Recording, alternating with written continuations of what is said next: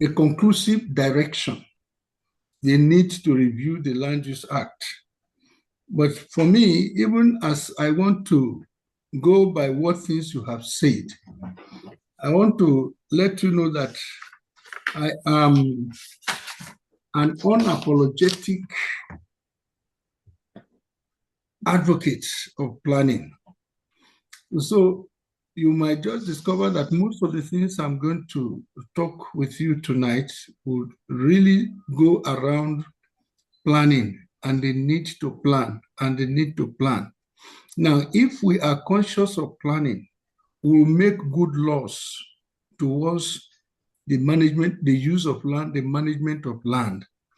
If we are conscious of planning, if we start with planning, we will be able to adequately satisfy the needs of the people physically, by which I mean the structure, the shape of our cities and urban and our human settlements. Now, if we're able to plan, we'll be able to meet with the economic demands of our society, as well as the social requirements of our society, which at the end of the day brings us peace, stability, friendliness, homeliness, and everything that provides for, good living. Now, we have discovered that our cities are growing, they are expanding.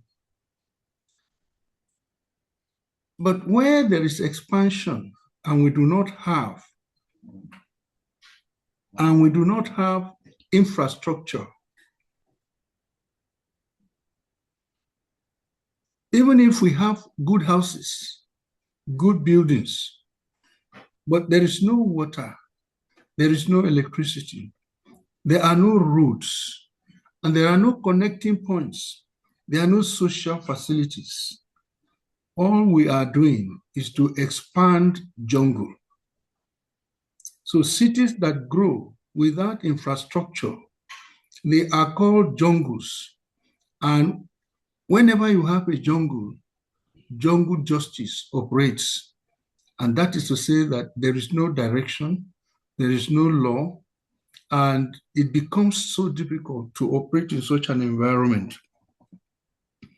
Still on that first, our first slide, I want to draw our attention to the fact that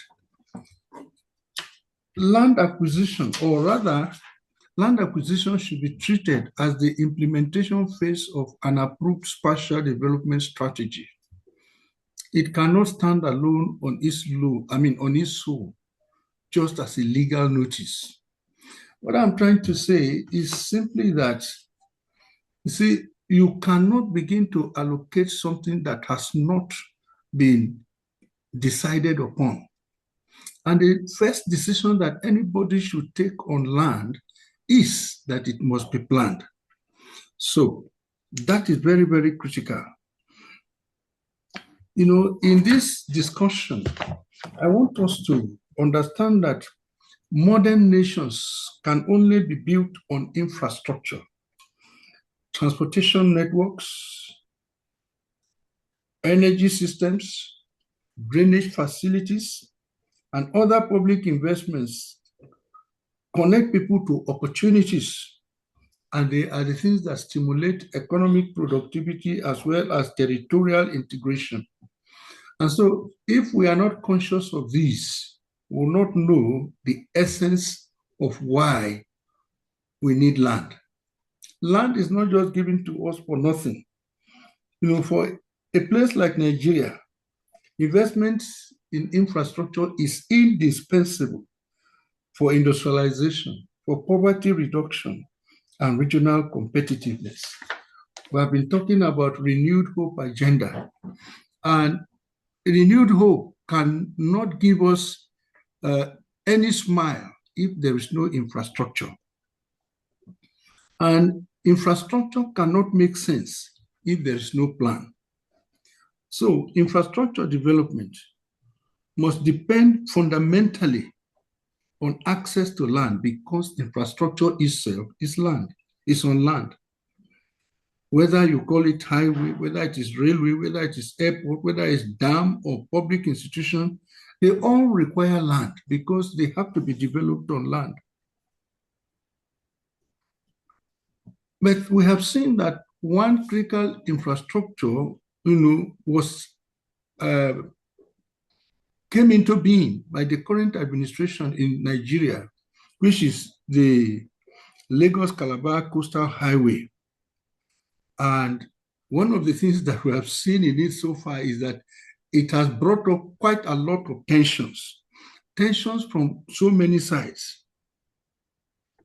Yes, the project itself promises significant national economic benefits, but then there are concerns about the selection of the alignment, the environmental implications, the issues of compensation, displacement of people, and that,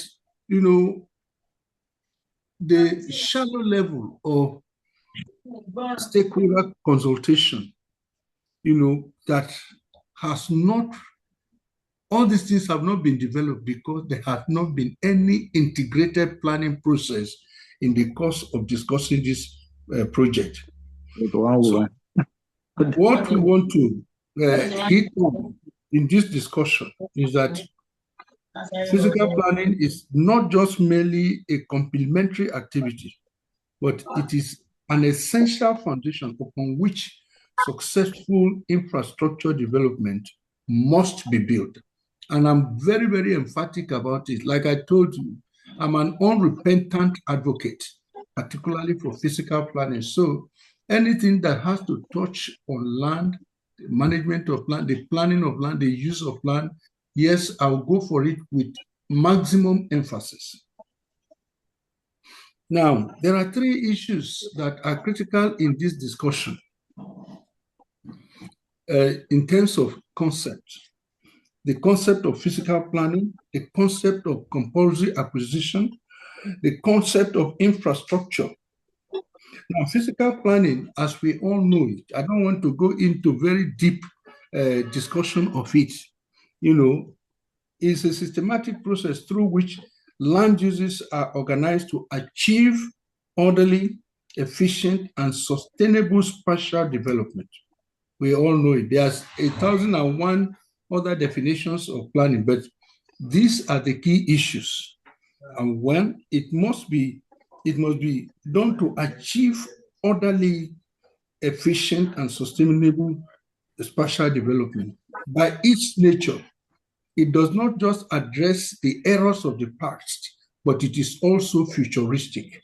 These are things that we have said, we have learned very well, and we have practiced either from planning theory or from planning principles.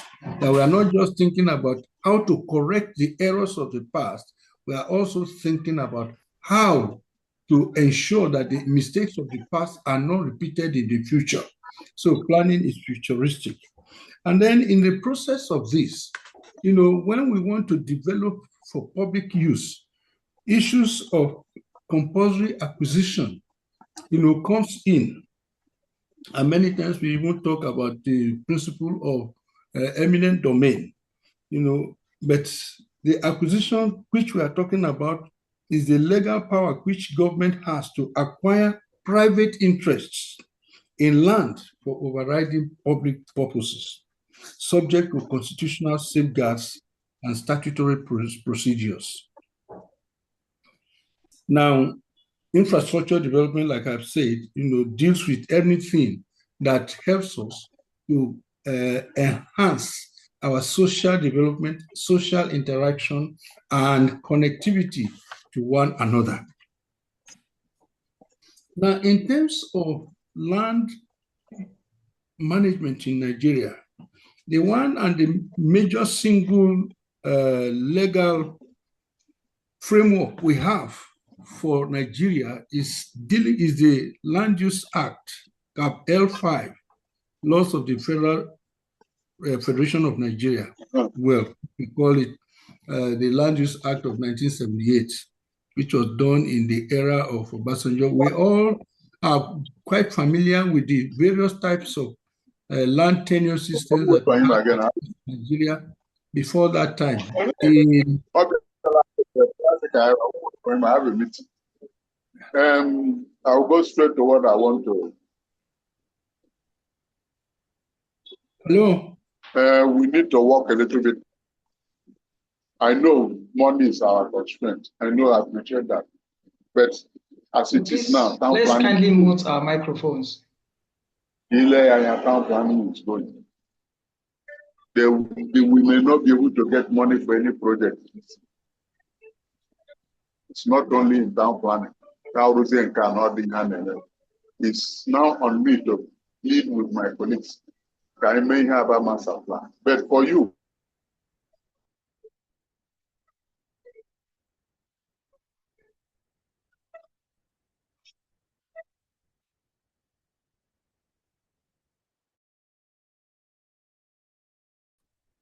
you can go ahead. All right. Sorry for the interruption, sir. It's okay. It's my colleague that is talking from Abia State. All right. So the legal framework, which is based on the Land Use Act of 1978, which has now become Act L5, Laws of the Federal Republic of Nigeria, 2004. Now, it gives it the power of compulsory acquisition. And this is further recognized under Section 44 of the Constitution of the Federal Republic of Nigeria, 1999, as amended. And this one permits the compulsory acquisition of property for public purposes, provided that such acquisition is carried out in accordance with the law and accompanied by prompt payment. Let us take note of some of these issues: prompt payment of compensation and access to the courts for the determination of any dispute. Now, experience has, however, shown us that many disputes associated with major infrastructure projects arise because the processes, the procedures are perceived as lacking transparency, adequate consultation, or fair compensation. And in many cases, the planning decisions become visible to affected communities only after alignments have been determined and acquisition notices issued. This approach often undermines public confidence and generates avoidable conflicts. Now,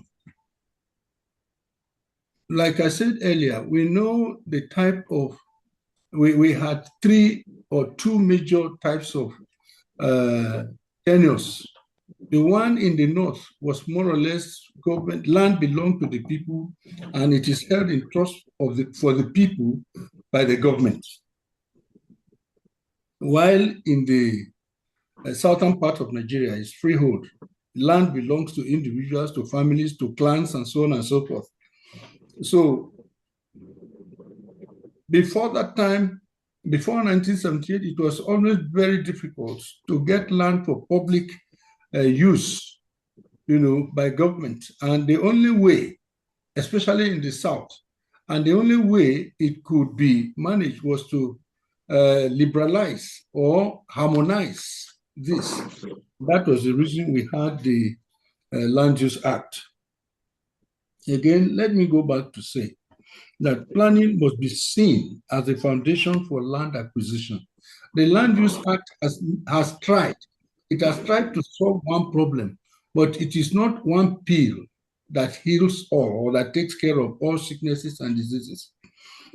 It must see planning. It should have been based. It should have had a foundation that has planning. It is planning that lets you know what you can do with one place at a time, and which guides the direction of acquisition. So, and where we see that planning precedes acquisition, the government itself is better positioned to have several benefits. For example, it helps you to identify the most appropriate development corridor. That is the work that planning does, because you know that planning is a function of so many studies, so many evaluative processes that leads you into some decisions in terms of land and its use. Now, if planning precedes such acquisition, we will minimize so many unnecessary displacement of communities. And many times these communities are dislocated, scattered, without proper, provisions for them. In principle, sometimes they say they do what they call resettlement action plan for some of them, but how many of the resettlement action plans have seen the light of the day, and how many of them have actually been optimized to meet the needs of the people in terms of their culture, their space standards, and their requirements? Because these things are not usually considered. Now, it will also reduce compensation liabilities through better route optimization. If we have a good alignment, sometimes we can avoid areas that will need to pay compensation, by avoiding such places. But when it pleases somebody who just draws a straight line and thinks that that is the line of least resistance, that is what an engineer can do. Unfortunately, one of the challenges we have found in terms of road design in Nigeria is the fact that many of them would like to follow the colonial path, and they went by the line of least resistance. But today, you can optimize, the alignment of roads by thinking more critically or by having some more detailed studies. Now, when we do this, it will also protect environmentally sensitive areas, will integrate infrastructure with existing and proposed land uses, will promote public acceptance through early stakeholder engagement, and will achieve greater value for public investment. These are the reasons why we must make use of planning. Now, having said that, I want us to look critically at the Lagos-Calabar Coastal Highway and other superhighways across the country. Now, the development of superhighways in Nigeria, or particularly the Lagos-Calabar Highway, is one of the most significant components of Nigeria's contemporary infrastructure agenda. Beyond improving transportation, superhighways are intended to serve us as strategic economic corridors capable of stimulating industrialization, facilitating regional integration, reducing logistic costs, and expanding agricultural markets and promoting balanced territorial development. Their significance, therefore, extends beyond mobility. It is not a matter of just connecting places. It has also a multiplier effect in terms of the economy and the social cohesion of the Nigerian citizens.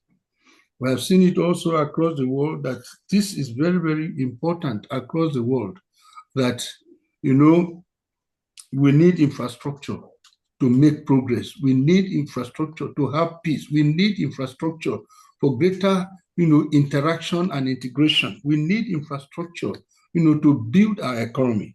That is how it is. So this one is not out of place. So Nigeria has been considering all this, except again that the planning implications of such decisions are not considered, and that is why planning has not preceded the provision of infrastructure or the thought of providing infrastructure. I'm going to cite some one or two international experiences, some of the things we have seen outside this country, and how these things are properly planned and people enjoy the benefits of it. Now, from the physical planning perspective, the superhighway should therefore be regarded as a development corridor rather than just a transportation facility. Our experience in Nigeria that the planning implications of superhighways are often underestimated during project conception is the reason for many of the failures.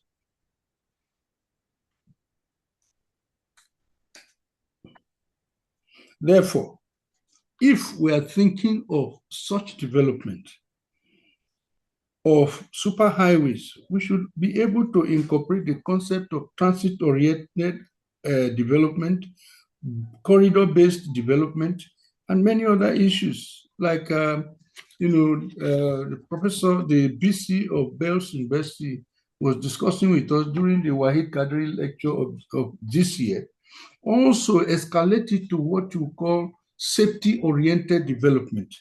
These things are very, very critical in what,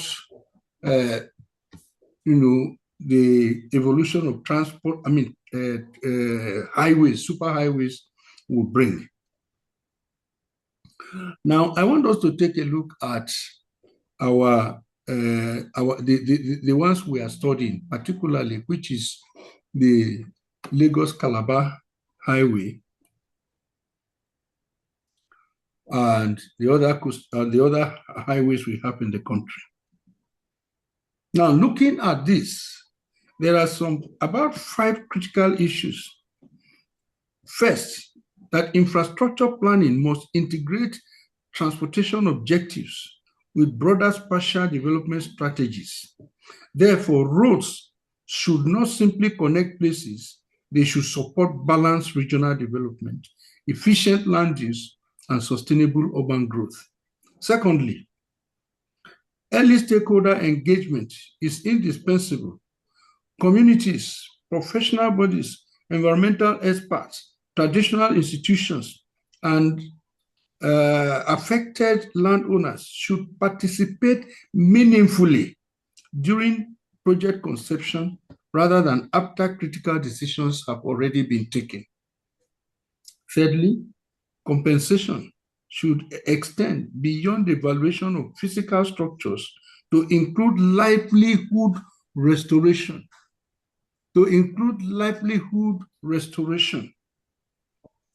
Business interruption, relocation costs, and broader socioeconomic impacts where appropriate. The fourth issue is that environmental protection should be treated as an integral component of infrastructure planning rather than as a procedural requirement. Coastal ecosystems, wetlands, floodplains, and biodiversity resources require careful assessment before irreversible development decisions are taken. And finally, infrastructure projects should be viewed as opportunities to strengthen institutional coordination among planning authorities, land administrators, environmental agencies, valuation professionals, engineers, and policymakers. This is what comes out to be called sustainable development. I want us to take a look at a few international best practices in land acquisition for infrastructure development. We have had experiences from various parts of the world that successful infrastructure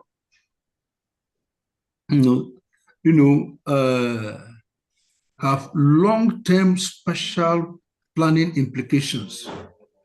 Projects arise from approved regional and urban strategies. In many developed and emerging economies, major infrastructure projects are preceded by long-term spatial planning, environmental assessment, social impact, and structural stakeholder engagement. Route selection is based on technical, environmental, economic, and social criteria, while alternatives are carefully evaluated before final decisions are made.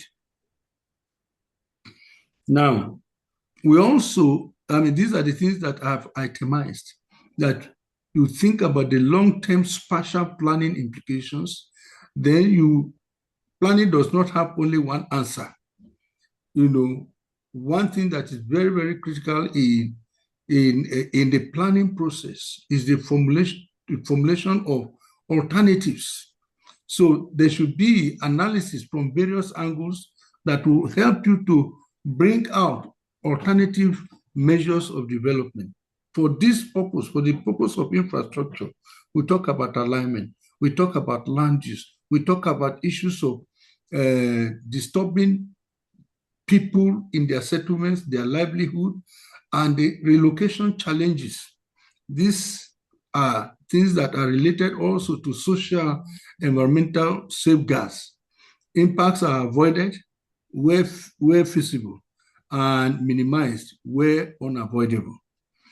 Then we talk about livelihood restoration. Then we talk about creating transparent institutions, dealing with the stakeholders, that many of the times we create these things and they are seen as somebody from elsewhere coming to invest in our land. So it is nobody's business.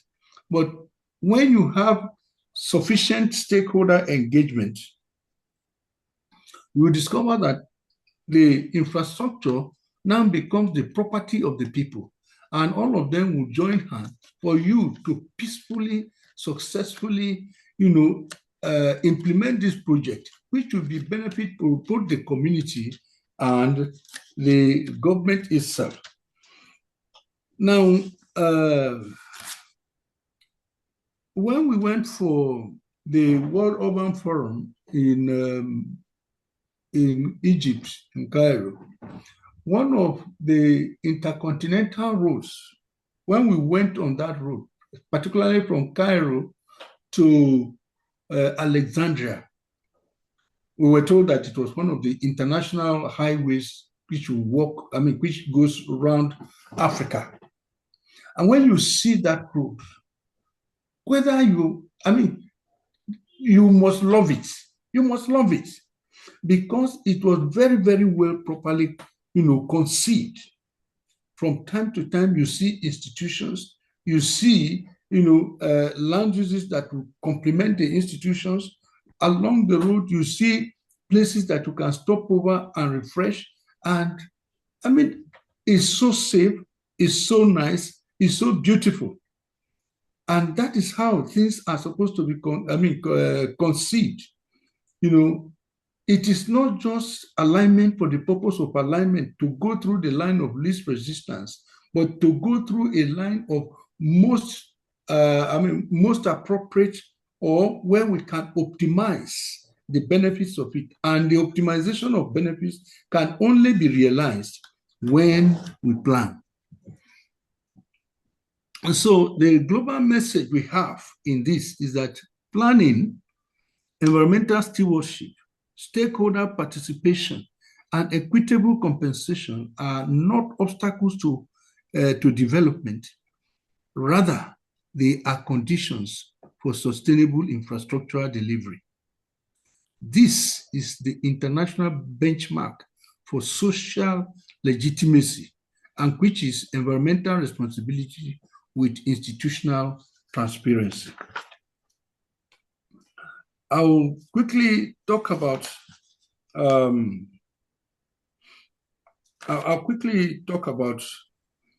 a planning-led framework for infrastructure development. So the central discussion, I'll jump over this slide. I'm trying to cut down my time now. Now, like I told you, I'm ardent and an unrepentant advocate for planning. And so most of the discussion is talking about why infrastructure development must be led through planning.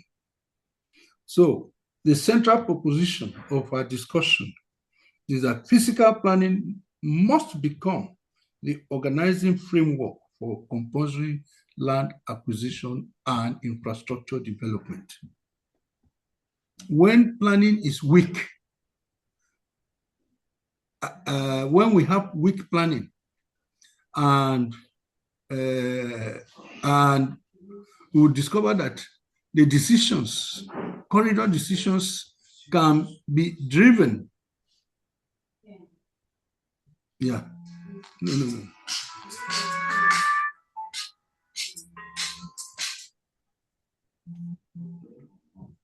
Sorry for the interruption. That in this, with this model of having a planning-led framework, infrastructure development will proceed through clearly defined and sequential stages, as we have in the planning process. The basic thing, the first thing that anybody reads in a planning school. So the first stage will be to involve the preparation or review of national, regional, and local fiscal development plans to establish long-term spatial priorities. This is one of the cries we have been having for Nigeria over the years.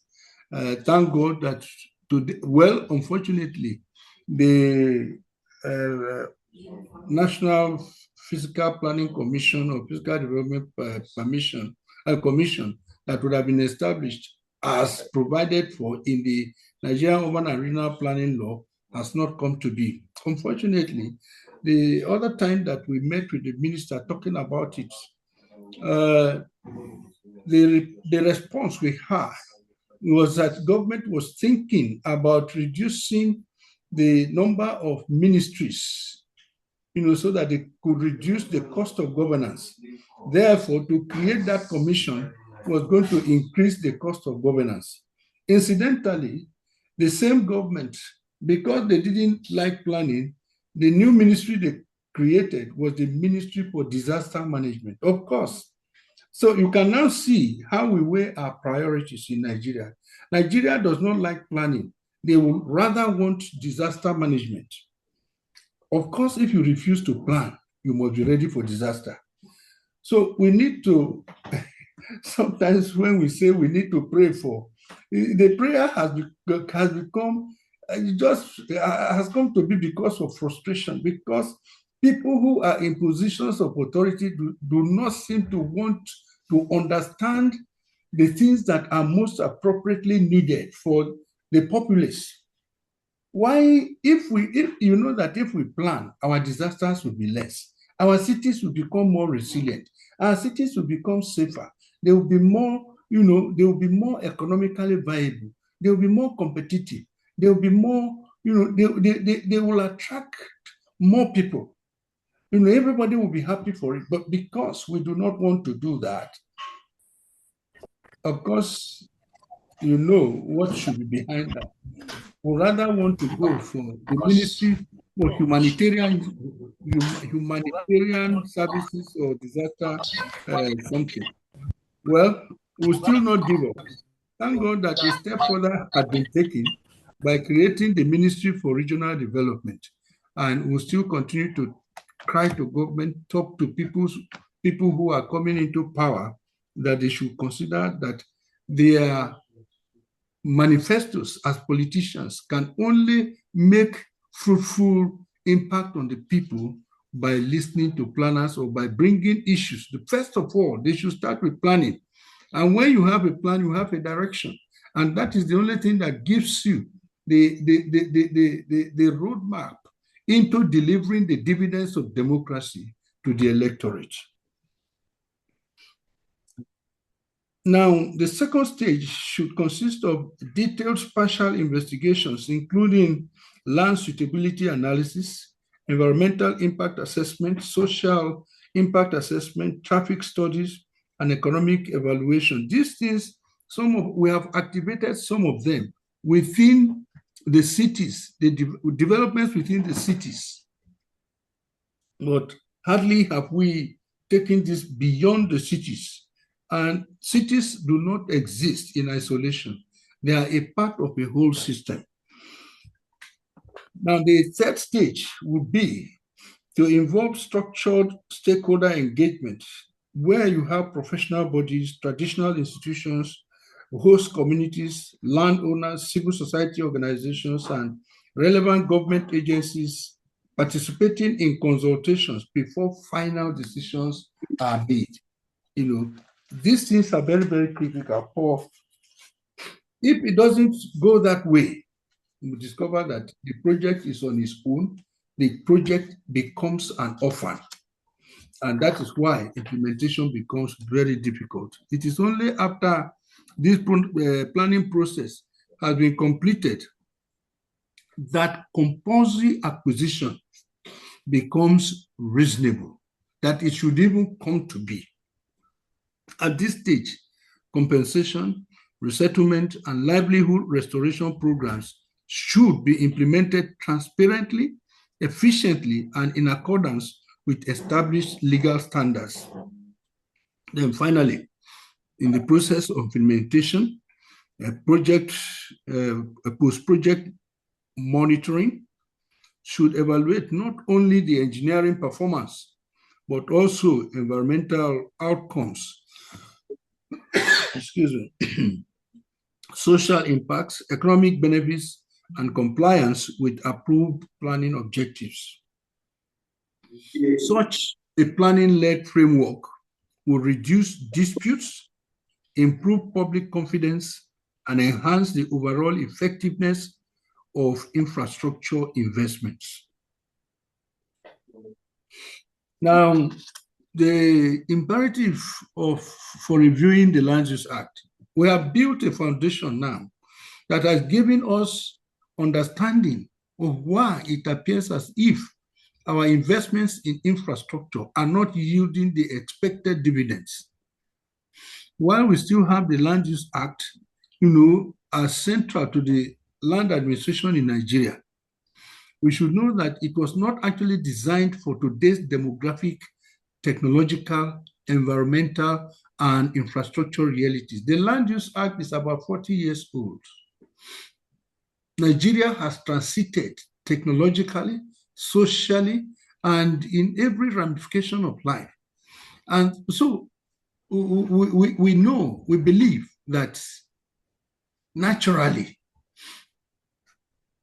the law is aged and has lost quite a lot in terms of relevance. For example, planning prerequisites.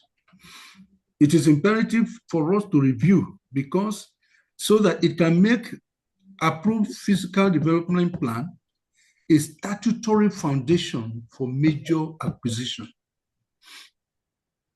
As at that time, it was only thought that you just acquire land because you want to do infrastructure. No, there must be a plan for it. Secondly, it is important, so that we can institutionalize consultation from project conception through the period of implementation. Thirdly, we need legal harmonization to align land, planning, environmental, and urban development laws with the sustainable development goals and the new urban agenda. And from the Millennium Development Goals to the SDGs and the new urban agenda, all these things came after, the enactment of the Land Use Act. And so these are new realities that must be incorporated into a reviewed law.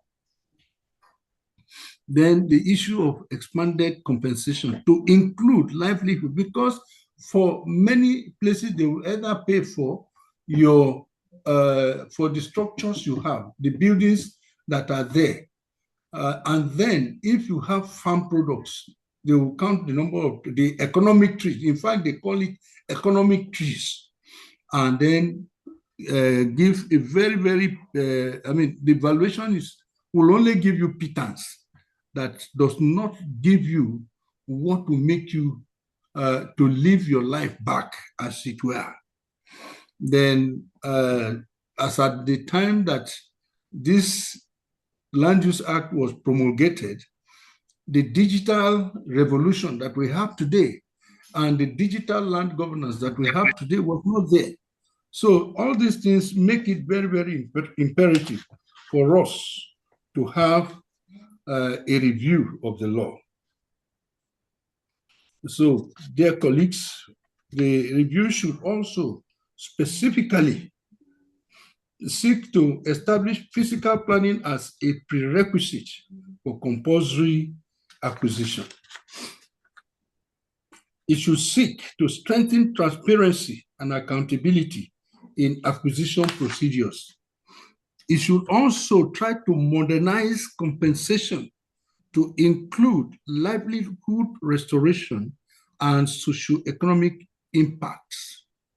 It should institutionalize meaningful stakeholder participation through the project life cycle and all the other issues that I mentioned earlier. Now,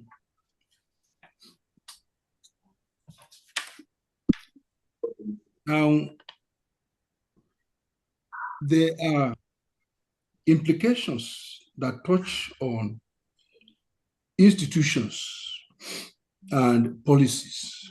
And what are these? One, physical planning authorities should assume a more central role at the early stages. Physical planning must come in at the earlier stages.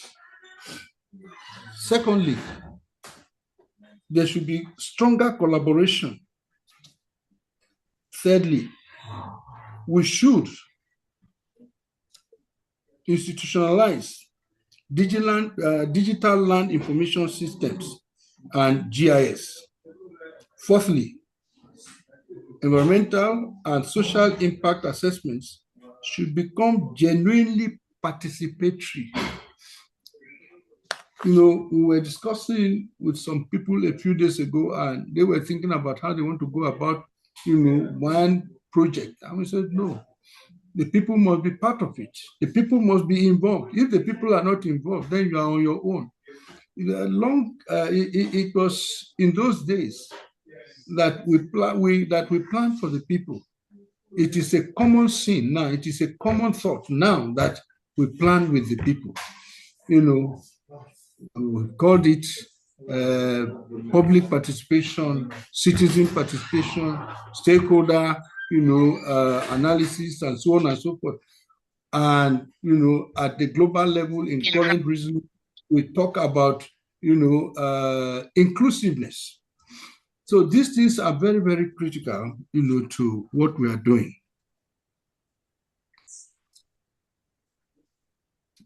I will now observe a few policy recommendations before I get to the conclusion of this discussion. Now, the policy recommendations that we want to make from all the things that we have said is that, number one, it is important for us to make physical planning a statutory prerequisite. It is important we make physical planning a statutory prerequisite to infrastructure development, alignment, implementation, and everything that surrounds it. Secondly, we must integrate planning and land administration. We must integrate planning and land administration. Without that, they cannot go in silos. You cannot administer land without planning. That is this, when that one is done, that is the foundation for jungle. But when you do planning before land administration, that is the foundation for rational development and sustainable development. We must reform the Land Use Act, which we have said, and this is where we are driving to. We must institutionalize early stakeholder engagement. Let them not know it after you have taken a decision. Let them know it right from the beginning that this is the way we want to go. And we want you to be part of us. And when all of us work together, we are going to benefit from the project together. Then let us improve compensation and livelihood restoration. We must strengthen environmental stewardship, promote digital land governance, build institutional capacity, encourage interdisciplinary practice, and establish post-project monitoring and evaluation. Now, these recommendations converge on one reform principle, that is to say, infrastructure acquisition must be a spatial governance process, not only evaluation exercise. Distinguished participants, I want to quickly make a few statements in conclusion. That infrastructure remains indispensable in Nigeria's economic transformation, in regional integration, and national competitiveness, whether roads or railways, ports, and other strategic investments will continue to shape patterns of urbanization, industrial growth, and regional development for decades to come. So it cannot play a second fiddle in our development process. Where this is not done, we are only creating jungles. And in jungles, the only thing you can see is confusion and jungle justice. We must avoid that as planners and as advocates of planning. However, the success of these investments cannot be measured solely by kilometers of roads that we construct or the financial value of completed projects. Their enduring value depends on whether they promote orderly spatial development, protect environmental resources, respect the rights of affected communities, and generate economic opportunities. The Lagos-Calabar Highway provides a valuable opportunity to reflect on the strengths and limitations of Nigeria's current approach to infrastructure delivery. The debates generated by the project so far has demonstrated that public confidence is strengthened where planning is transparent, participation is meaningful, and compensation is fair, as well as environmental considerations are addressed from the outset rather than as an afterthought. We also want to draw attention to the fact that the future of infrastructure development in Nigeria should therefore be guided by an integrated planning philosophy that places physical planning at the center of decision making. And such an approach will not only reduce distance and improve project delivery, but will also ensure that infrastructure serves as a catalyst for sustainable development, social inclusion, and national prosperity. Ultimately, roads do more than connect places. They shape communities, they influence patterns of investment, and determine the future form of our cities and regions. For this reason, every kilometer of infrastructure should be planned with foresight, implemented with fairness, and managed with responsibility. Where physical planning becomes the foundation of compulsory acquisition, infrastructure development becomes not only technically successful, but also socially just, environmentally responsible, and economically transformative. The time has come for a comprehensive review of the Land Use Act of 1978. Such a review should reposition physical planning. I want you to listen to this. And like I said, that is what I will say as an advocate. Perhaps, maybe biased. There could be other areas that engineers and other professionals would like to see it. But for me, as an ardent and unrepentant planning advocate, the time has come for a comprehensive review of the Land Use Act 1978, not only just because of the age. Such a review should reposition physical planning as a statutory foundation for compulsory acquisition and align Nigeria's land governance system with contemporary realities, international best practices, and aspirations of sustainable development in Nigeria. Only through such reforms can Nigeria build infrastructure that command public confidence, protect the rights of citizens, and promote inclusive economic growth for the present and the future. Nigeria's coastal roads and superhighways must unlock the national integration and inclusive growth only when planning is transparent and participation is made meaningful and compensation is fair. Ladies and gentlemen, we must have to review the Land Use Act to reflect the current realities, but making planning the basis of infrastructure development. Thank you very much for listening patiently. God bless all of you.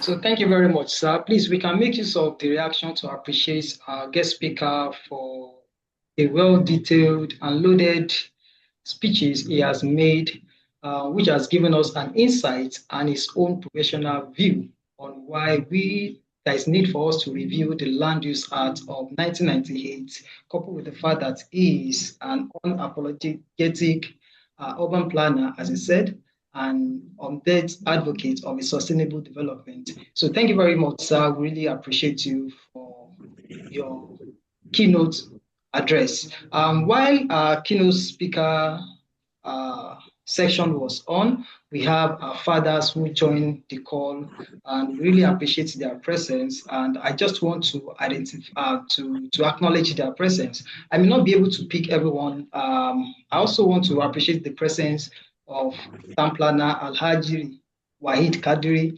You're welcome, sir. And I also want to appreciate the presence of town planner Olutoyin Ayinde.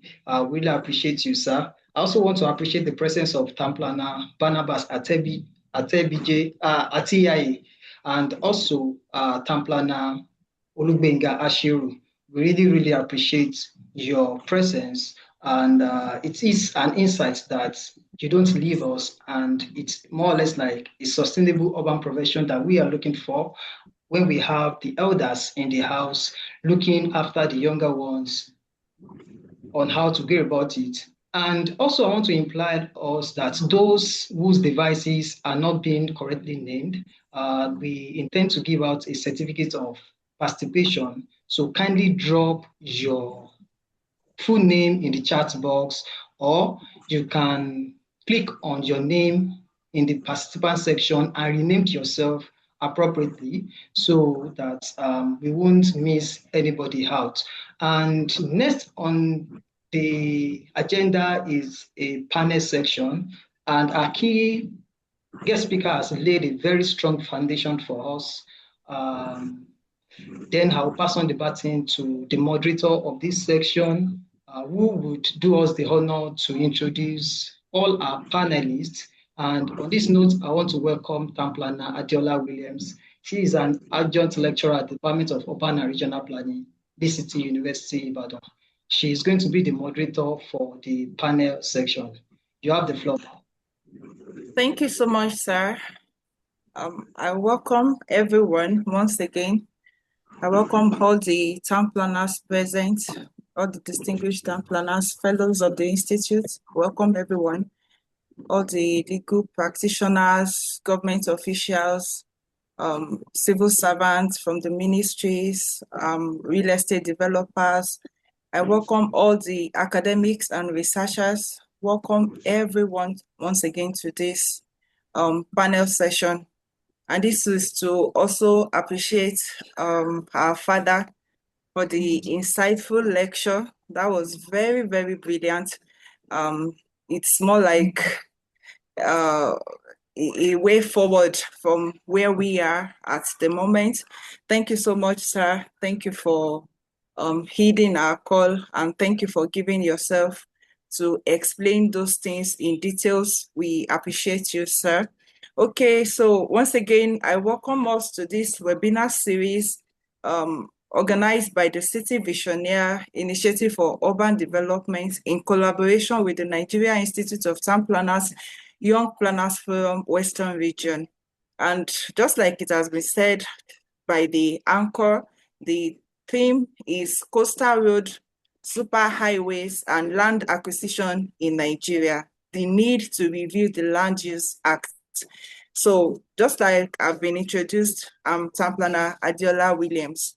So once again, I welcome us. So I have the honor to moderate this panel session. I count it as a very great privilege and honor to have our panelists. So I'll be introducing them. We have 3 panelists. I'll be introducing them. First on my list, we have Town Planner Emmanuel Ikechukwu. FNITP, is a fellow of the Nigerian Institute of Town Planner, is the lead consultant, Metromax International Limited, is the chairman, NITP Membership Committee.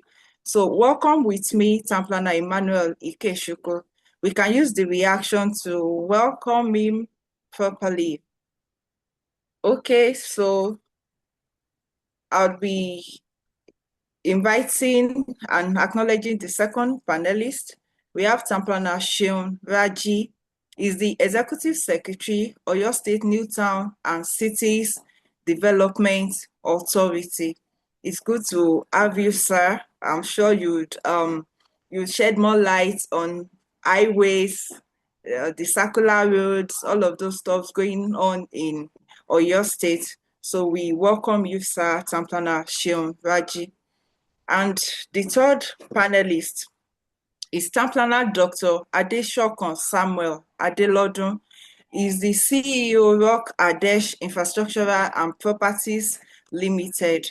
We are glad to have you join us on this panel session. Thank you for coming. Okay, so without much ado, the panel session is divided into some sub-themes. Okay. Yeah, I think we have, okay. We have all our panelists already. I've seen 2 already. I'm sure, yeah, I can cite the third person. Okay, so I welcome everyone once again. We have different segments, different aspects of the panel session. So we'll just be diving into it within the little time frame we have. We have about 25, 30 minutes just to do all of this. Okay, then I would also encourage us all for a good session to mute our mic so that we can have a good session. Thank you. So just like our keynote speaker has said, talking about the Land Use Act, which was established in 1978, and that's about 48 years ago, which is almost 5 decades. So I would be putting this question to Town Planner Emmanuel Ikechukwu, that a 58-year-old child, should I say a child now, 58-year-old man, okay, in alignment with Land Use Act, do we say the Land Use Act of 1978, is it still suitable for the present day Nigeria, or what can you say about that, Town Planner Emmanuel Ikechukwu? Thank you, Madam Moderator, and good evening, our fathers on the platform and fellow professional colleagues. I want to start by thanking the organizers of this webinar and also to appreciate our past president who have laid a very good background on this topic in focus. For me, I am looking at this topic today basically on the ground that we are looking at the relationship between development, land rights, social justice, and sustainable urban governance. And as you can see, and also from his lecture, it was the Coastal Road is a high ambition project coming with so many goodies, but it has been heralded with a lot of discussion that centered on the lapses of the Land Use Act. Of course, the Land Use Act was enacted in 1978 with the main focus to unify land administration, to make land accessible, reduce speculation, and also facilitate public acquisition. But of course, it is obvious that it is about 50 years now, which is 5 decades. And today we are faced with new challenges, among which is rapid urbanization, climate change, coastal erosion, smart cities, digital cadastre, public-private partnerships, international investment, and complex infrastructure financing.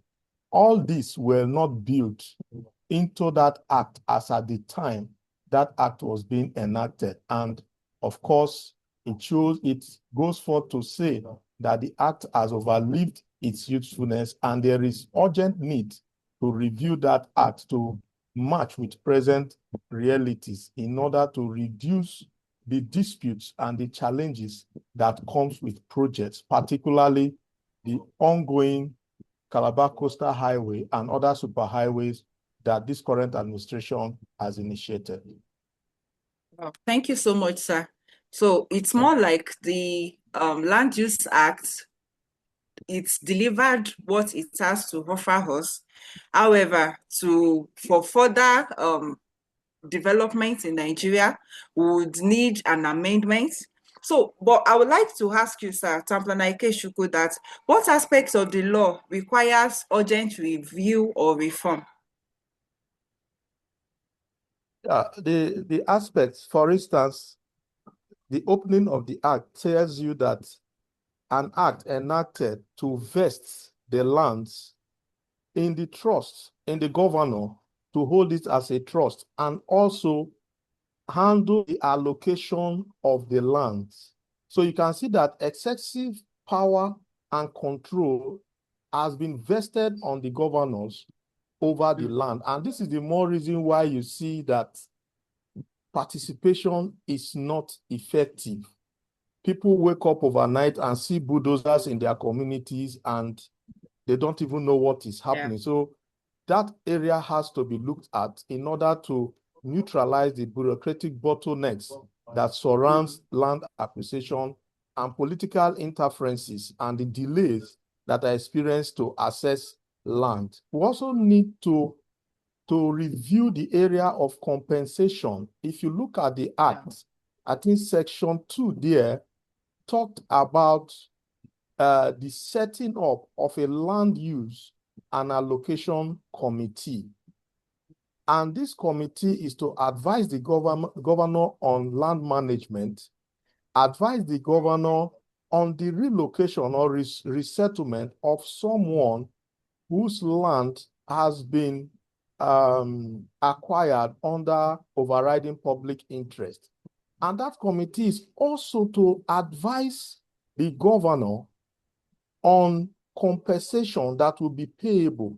And when you look at the act is only considering in terms of compensation, it's looking at the unexhausted improvements on land and not on the value of land at the present time. So these things have to be looked at, because at the end of the day, with the Land Use Act has eroded livelihood in terms of compensation, because compensation is not supposed to end in monetary terms. It's also supposed to uphold livelihood of the affected persons or community. And again, we also need to look at the area of participation. It has to be reviewed, because the people, the inhabitants of those communities where most of these roads are routed should be made aware. They should be brought into the system right from the beginning of the planning stage. They should know what is coming, because they too will also have their input that they will bring in that will also make the project sail through. And when you have an intensive and effective public participation, automatically the people they become owners. They buy into the project and take the project on as their own, and you will not be seeing all those interruptions on projects. We say community is here today and all that. And we also need to look at the land administration process getting C of O today, we all know what it is. So for you to see governors coming on television to say, I signed 1,000 C of O, that tells you that getting it is cumbersome. So if the process is as seamless as it ought to be, I don't think announcing it on television will be of any political gain to them. So I think these areas really need to be reviewed and also integrate the current realities of climate challenges that we are facing today into the law to make it a one and complete piece. Thank you. Thank you so much, sir. Thank you so much, sir. Town Planner Ikechukwu has really raised pertinent issues. He has talked about the first a part that should be reviewed, the land vested, the parts that the land is the entire land sole power vested on the governor.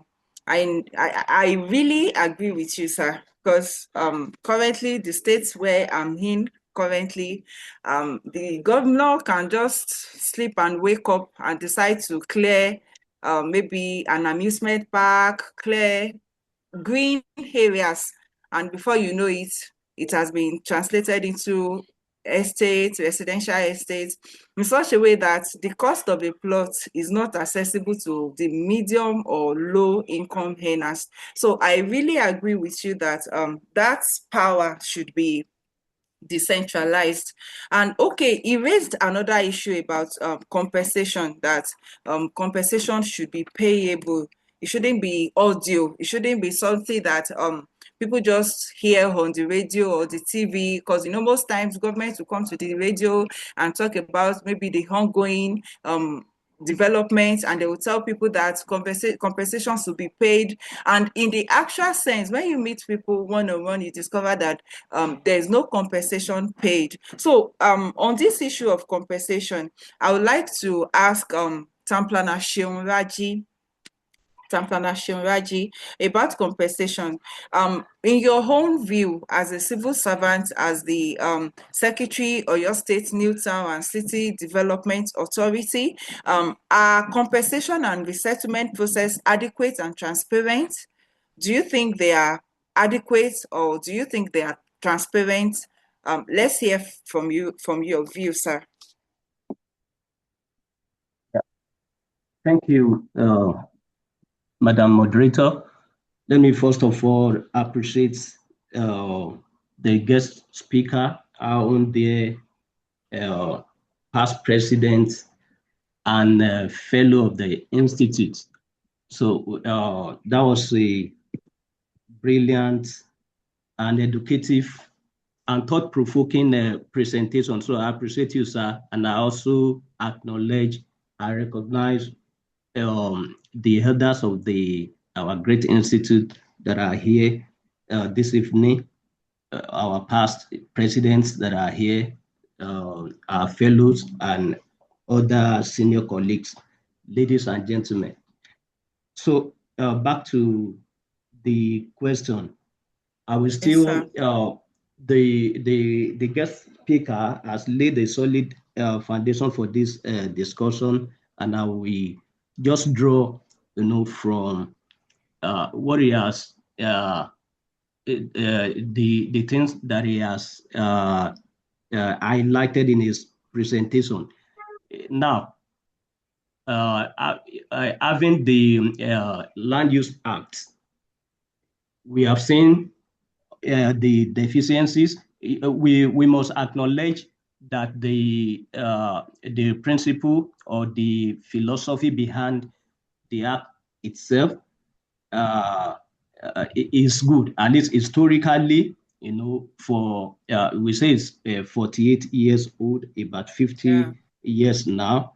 So as at that time, it was suitable, and some of its objectives are still relevant today. We need to make land available for infrastructure. We need to curb land speculations and all that. So they are still valid. And as the act as we consider it, maybe in terms of contemporary issues that are arising now, which I would not repeat. The other speakers have talked about them, the contemporary issues that were not captured, that are overtaking, the act. Other components of it, talking about compensation or and the accompanying mechanism, that are to aid its implementation. If the act is already held, then we know that those other things are also out of fashion. So when compensation rates, even though it has been reviewed recently, but it's not yet been implemented by all the states. We without missing word, one will say is not is not how will I put it? It's not commensurate, to the actual land value or current land value.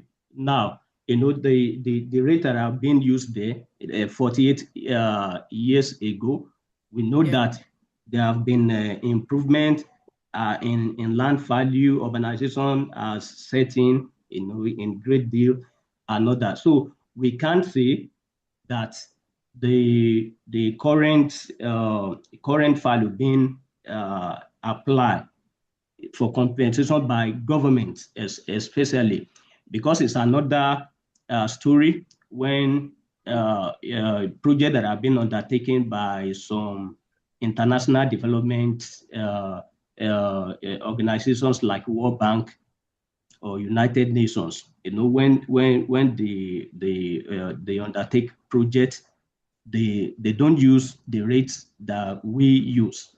So so in a nutshell, if we answered your question directly, I would say that the rates are not adequate. They need to be, just like the act itself, they need to be reviewed. And not just reviewed, they need to be to be implemented. And like the guest speaker have emphasized the issue of participation, stakeholder participation. Yeah. Even in doing that, it has to. It's not something that maybe government will just sit down and do independently. It has to involve all major stakeholders, to arrive at something that is fair, to not even only to the people that are affected, but even to the government, so that when it is only when that is done that people can build trust in government and own whatever project that is being done. Thank you. Thank you so much, sir. I would still like to probe further. What are the compensation or resettlement processes adopted in Oyo State? You work in Oyo State, and I know there are issues around Circular Road currently going on in Oyo State, Ibadan precisely. What compensation and resettlement process do you adopt in Oyo State? And would you say that process is fair and transparent? Yeah, well, I may not answer that question directly, and all right, sir. Then I will also give a kind of statement that whatever I said is my opinion, from my professional experience, as an urban regional planner, and somebody that is also passionate about sustainable development. So it's not the position of government or my employer. Yeah, All right, sir. I was the still going, to the act. The act made for provision for compensation, that compensation should be paid, but it didn't go further to highlight the process, and that is why, Okay, that's a yeah, lapse. and that's a gap, and Yes, that sir. is part of the review, that we are talking about. So in international best practices, that aspect is very key. And like Oga has said in his presentation, that whatever whatever projects that we're going to embark upon, those projects, they should be babies of a pragmatic development plan. So if they were already conceived, uh, adequate, process and procedure will have been set, in place. Now coming to the question, before now, in the states, so compensation is there's not been a participatory, approach, to it. So it's there's a rate, that is being applied once land is acquired. Then enumeration will be conducted, and a computation will be done, and payment will be made. And I must say it, that it's not even about whether the rates are low. Wow. The bigger issue is that whether they are even paid at all. So yeah. But I tell you, we are changing the narratives now, and that is part of the reason why the government established, the agency where I am right now. Wow. One distinguishing characteristic or feature of the agency is the issue of stakeholders engagement is on our priority list. And for some of our projects now, that is where, we start from. We start from having our plan, pragmatic development plan. Then we together, we back up with a solid, transparent, and sincere stakeholders engagement. So today, even today, we have engaged.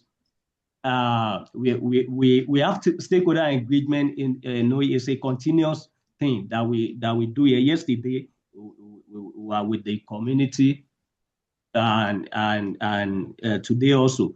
So I will say that it is a gap.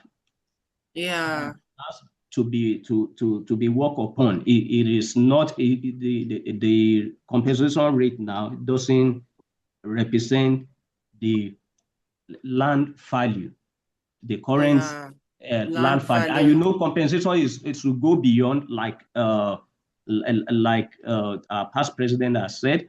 It has to even go beyond you just paying the people. What about the issue of their livelihood?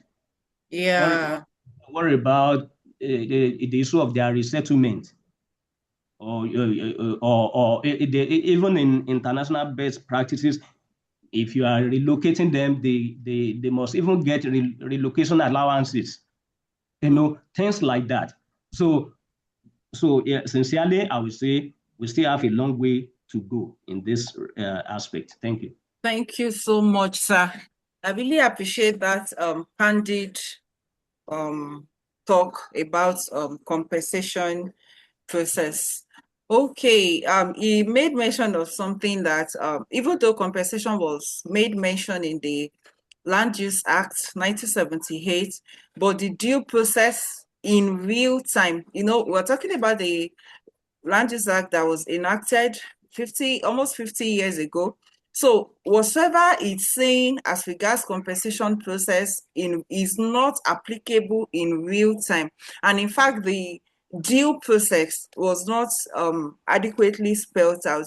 So most governments, whenever they have interest on a land, they just acquire land and move ahead with whatever they want to do. Some get paid, others do not get paid.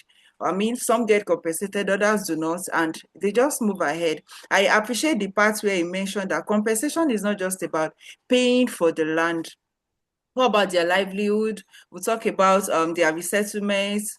He made mention of planning in different climes where relocation allocation is talked about and all of that. I think by the time we start talking about review of Land Use Act, we should be able to inculcate all of this and have a space for them in the reviewed act so that it will cut across every aspect of compensation and resettlement. Thank you so much, Town Planner Shionraji, for that view. Okay, I would like to ask Town Planner Dr. Adeshokon Adelodun. So I would like to ask, what mistakes have been made in recent land acquisition for infrastructure? Are there mistakes made by government, either at the federal level or the state level, on recent land acquisition for infrastructure? And what should be done differently in the future? I will put that question again, that what mistakes have been made in recent land acquisition for infrastructure, either at the state level or the federal level, and what can we do differently? What can the government do differently in the future? Let's have you, Town Planner Dr. Adeshokon Adelodun. Yeah, thank you, moderator. I want to seize this opportunity to appreciate our past president, Town Planner Nathaniel Atebije, for a well-meaningful presentation. I also want to use this ample opportunity to appreciate our elders in this forum and all other participants. I appreciate the opportunity given to me to be one of the panelists.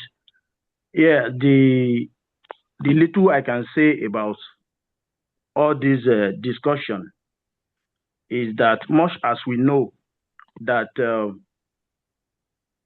government needs land for infrastructural development, no doubt about that.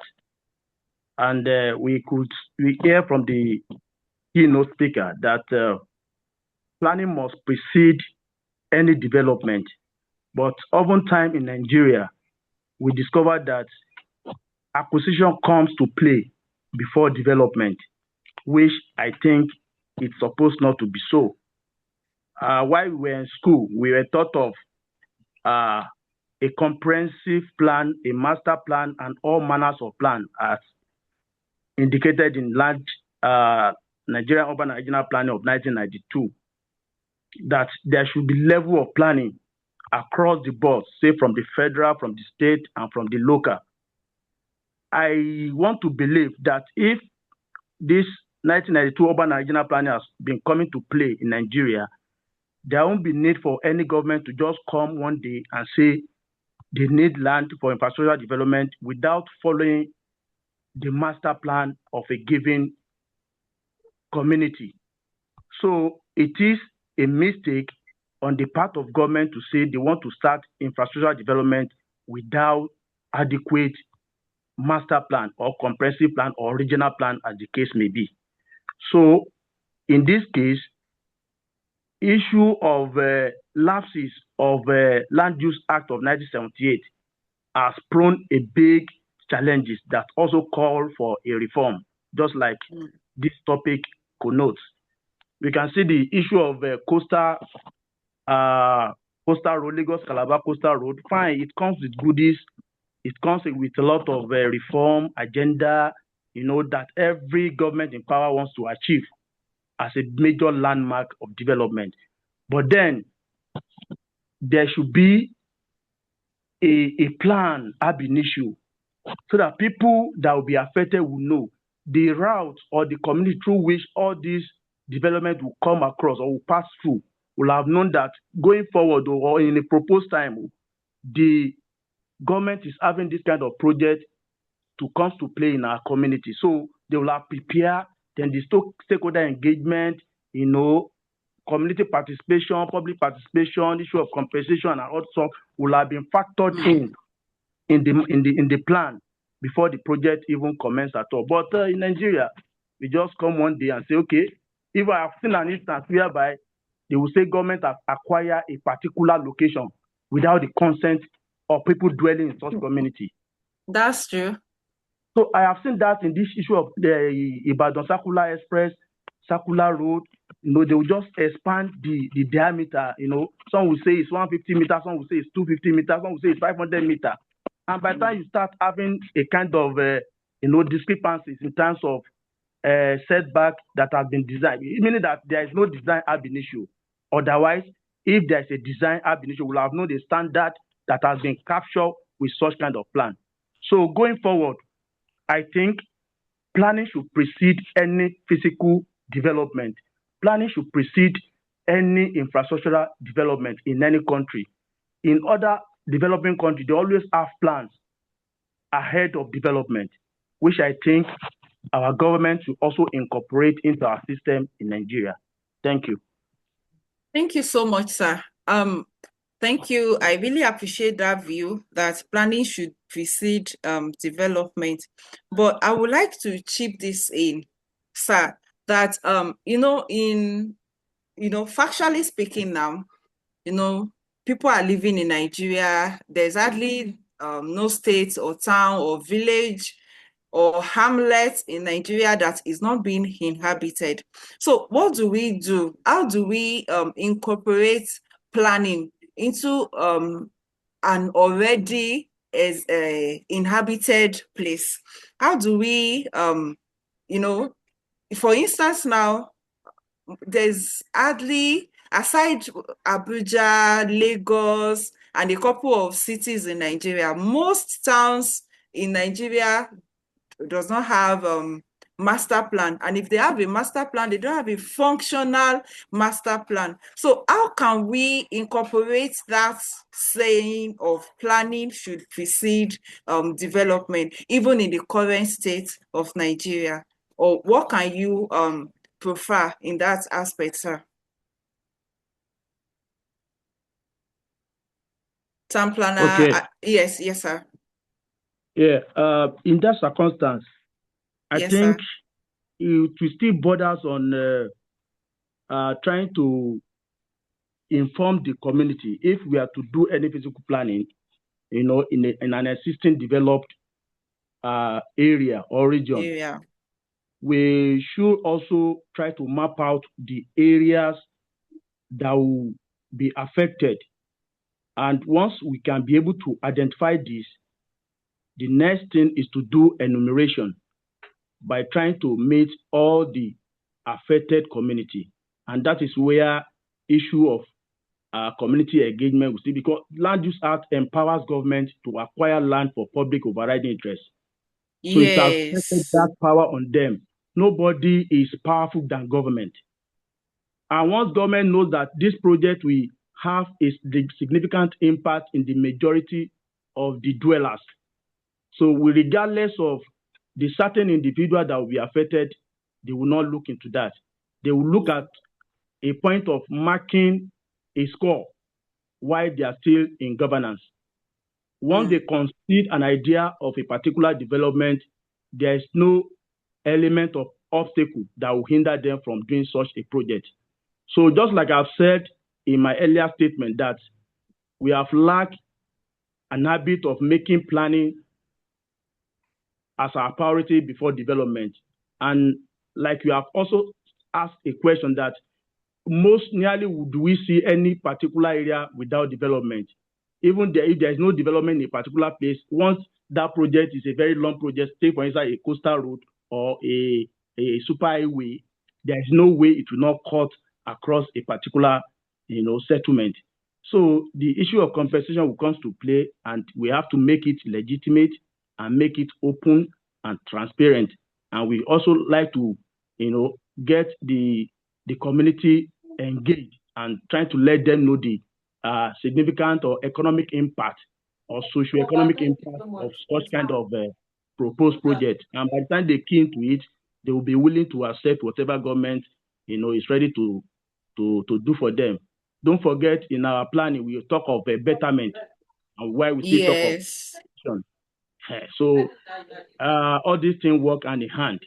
So, but what I'm trying to say is that regardless of whether a particular place has been developed, once a government considers an idea of infrastructural development, it will definitely affect people. But the provision of relocation, resettlement, compensation, and all manners of things that will make the life meaningful or that will cater for their well-being should be factored in whatever decision government is intended to make in such circumstance. Thank you so much. Thank you so much for that brilliant response. Thank you so much. At the end of the day, we are seeing more and more that planning has gone beyond planning for people. We have to plan with people.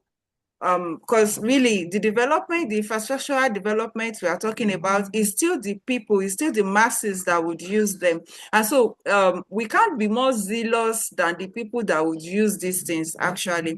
So when we talk about planning, we have to start incorporating community engagement, just as our panelists have said, to talk about planning with them, carrying them along. I believe one of the reasons why there were a lot of tantrums and demonstrations during the circular road in Ibadan was because people don't even understand jack about circular road. They don't know what it means. They don't know what the government is trying to do. So I believe when we go the path of community engagement, it will make infrastructural process easier. Thank you so much, Town Planner Adelodu, for that response. I will be moving to Town Planner Ikechukwu. Okay, so we've been talking about the government, Town Planner Ikechukwu, and when we talk about the government, most importantly, we're talking about the federal and the state government. And would be true if we say that there have been institutional conflicts between the federal and state government. You will find out that there are some roads that are bad. Maybe it's a federal road, the state government would not pay attention to it. They will still be referring to the federal government and vice versa. So this is more like an institutional conflict between the federal and the state government. So I would like to ask you these questions, sir, Town Planner Ikechukwu, that who should exercise greater control over land? I mean, over land acquisition. Who should exercise greater control over land acquisition for national projects? Is it the federal government? And you know that when we talk about federal government, when we talk about land acquisition for national projects, most of these lands are domiciled in states. So who should exercise greater control over land acquisition for national projects? Is it the federal or the state, or where is the balance between these two? Let's have you, sir. Thank you very much. When you talk of who will exercise greater control, it takes you back to the Acts. The introduction of the Act said to vest all land in the governor except land vested in the federal government or its agencies. So from the way the Land Use Act has operated and the way land acquisition is being done, it is obvious that the federal government has an overriding power over the governors when it comes to land acquisition, irrespective of whatever the acts have said. For instance, looking at the Coastal Road, you saw the argument between the landmark guys and then with the Federal Ministry of Works on the routing of the road. And then we are hearing that there's an original routing this is the adjusted routing and all that. And the state could not actually own up to say, this is what it is.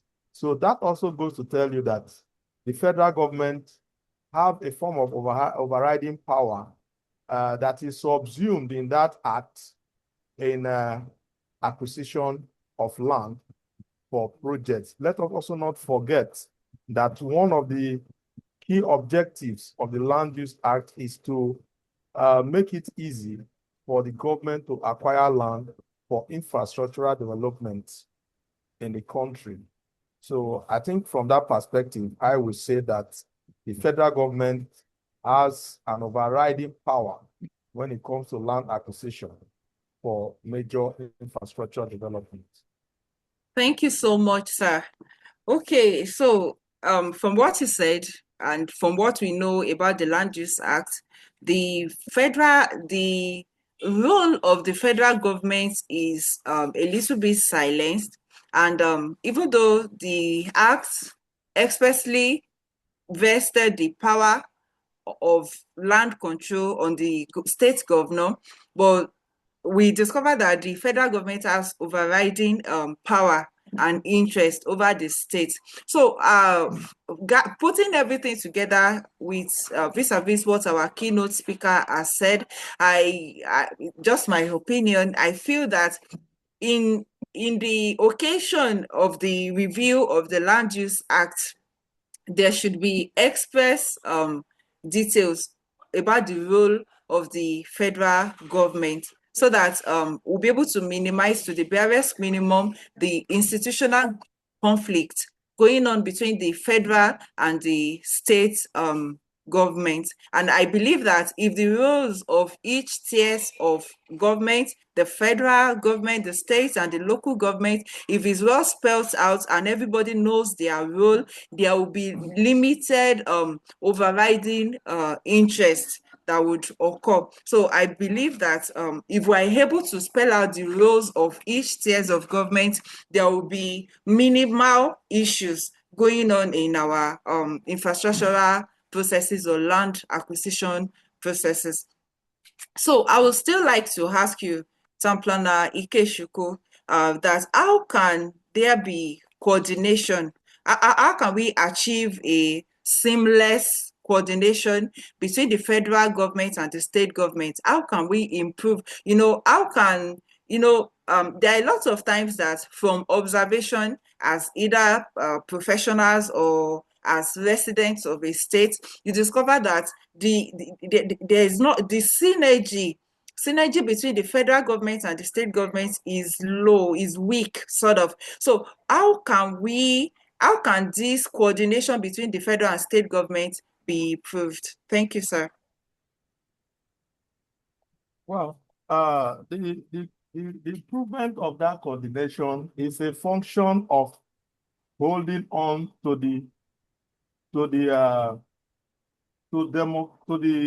democracy, because everything we are talking about is centered on democratization of land use, land management. But the act is clear, saying all land invested on the state government, and then except those that are on the federal government. But I want to believe that oftentimes the federal government normally approach the state governors when they need land in their states. Like, for instance, during the ongoing Renew Hope Household, they are just doing the same thing. They are approaching state governors asking for land, and they are allocating land to them. And such land that have been allocated becomes federal land. But I think what really needs to be clear is also for the governors, because the law says the governors have been vested, all land have been vested on them to hold in trust for the people and to manage the allocation of the land. So it is a duty of the governor to come back to the people whose land he is holding in trust, to communicate to them whatever discussion he has had with the government with respect to land acquisition. I think if he puts the people in the picture, I think this line that we are looking at, that institutional gap or institutional relationship that we are trying to see that is lacking there. If the governor does what he's supposed to do, I think that will erase that line off and the whole thing will be clear. That's why we are talking about transparency in the process of land acquisition. So that transparency should be there. And once it is there, I think that will be very clear for everyone to understand. Thank you so much, sir. Thank you so much, sir. So at the end of the day, planning is for people, governance is for people. Abi, the definition of democracy, government of the people, for the people, and by the people. So when the people remains the constant, I think governance and planning would be better. Thank you so much for that contribution, sir. So I would like to ask Town Planner Seun Raji. So when we talk about citizens' rights and urban justice, so and with relocation, resettlement, land acquisition in view, and all of that. So how are communities affected by demolition and displacement? I'd like to ask that question again, that how are people affected by demolition and displacement? It will take someone of your state as a secretary that works at the Oyo State Newtown Cities Development Authority. You meet with people daily, you engage the public daily. So you would more like be able to speak about what they go through. So how do you feel the communities are affected by demolition and displacement? Town Planner Seun Raji. Yeah, thank you. Yeah, talking about justice. So we know that I think by justice, we are trying to say that the whole system and process will be fair. The burdens should not be one-sided, because we are talking about public projects here. When government acquire land, for public interest, and we know that no matter how we do it, some people will be affected by project. But we should what we need to do is to look beyond beyond being affected to what is the general, the overall interest, in that project for the people. And that is why government exists. I will liken it to cost benefit analysis. Yes, for any benefit, there should be a cost. That the benefit will cost something, but justice should now be deployed so that the public cost should not be higher than the public benefit itself. So talking about people that will be that will be displaced, in process of demolition and not that. For instance, in Oyo State here, we identify,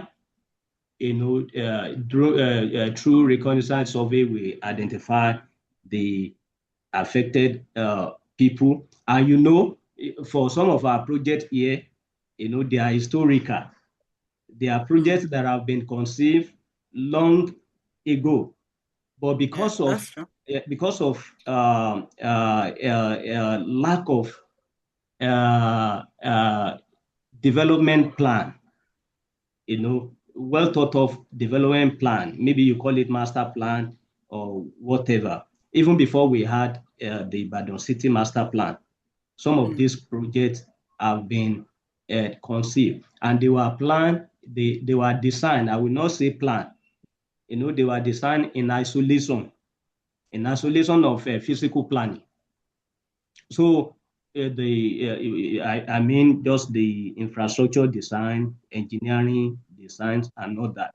If physical planning is integrated, like our guest speaker has emphasized, so yes, sir. we will have thoughts, of the project scope, the project extent, the people that will be affected. When you say structures are affected, those structures were not just there on their own. There are people, they are homes, to some people. That is on one side. Then another dimension, I'm just establishing, I want us to see the different dimensions to these things. Because when Yes, we sir. when we because you asked the question of justice. So Yes. yeah, and justice is not just one-sided. So justice to the people, justice to the government also. So when a land has been acquired, for a particular project or development, the manner of our people is that once government does not start the implementation right away, they believe that that land is free for all. That's It's true. no man's Very, land. very true. Yeah, Yes. and they begin to encroach. Yeah. They begin to do all manner, because in the course of our engagement and all that, and it's about trust. When they realize that government cares and government is listening, like in our own case in Oyo State, there was a particular time when the governor himself said, okay, once we give report, this is what we have done, this is how we, at a point you say, let me meet them.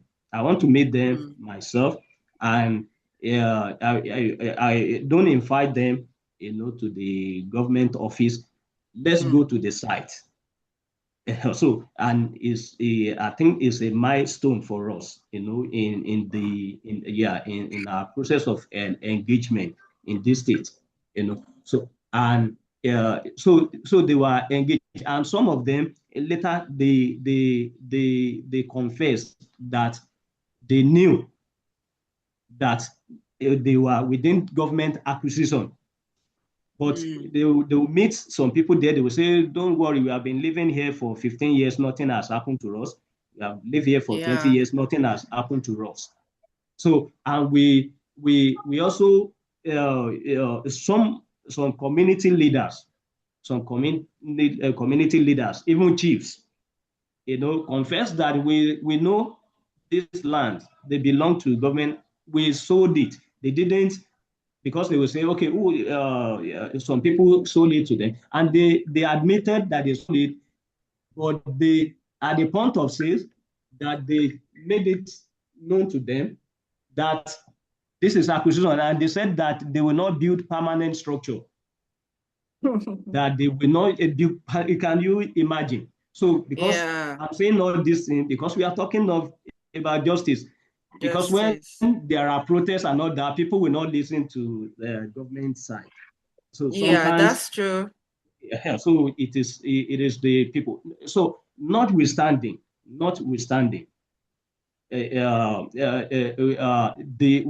when things like that happen, because government also have its own share of blame. Why are you?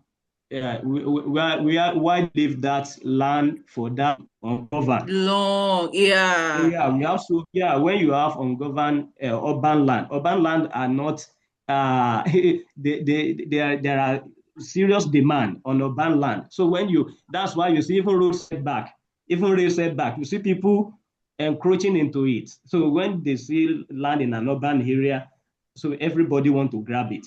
So, but for leaving it for that long and not that, so there must be, it's still within the context of justice that they should be compensated. And that is what we are doing.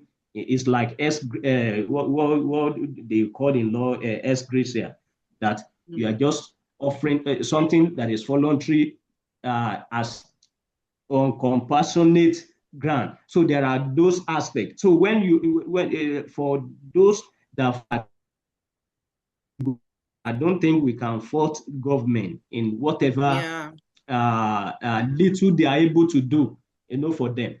So, but on the other side, the people that have legitimate rights on the land, that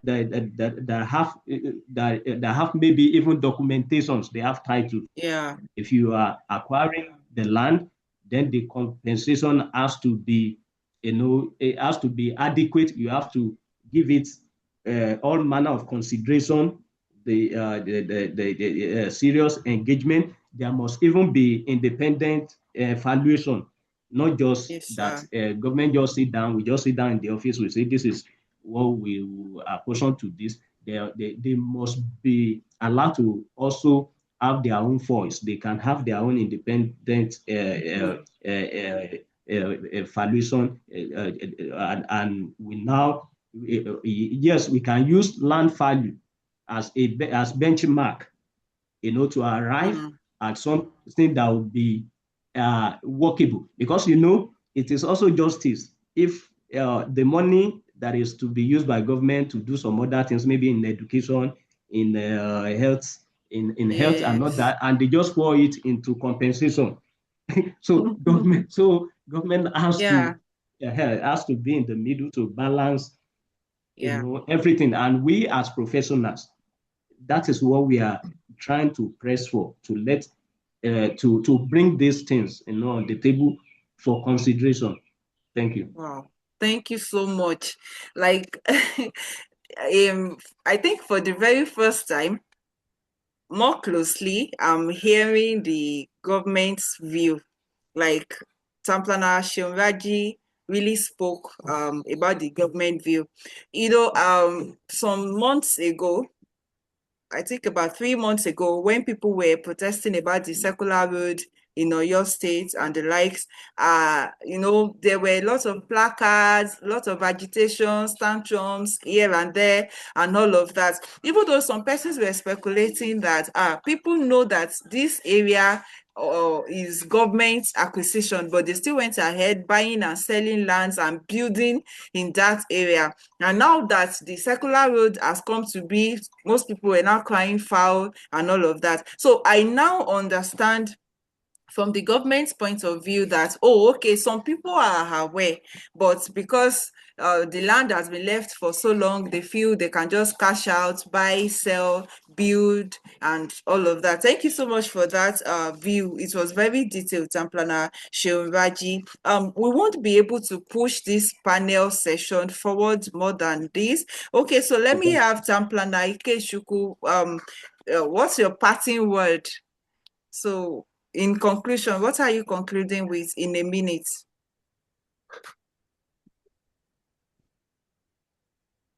Okay, is Tamplana Ikechukwu there?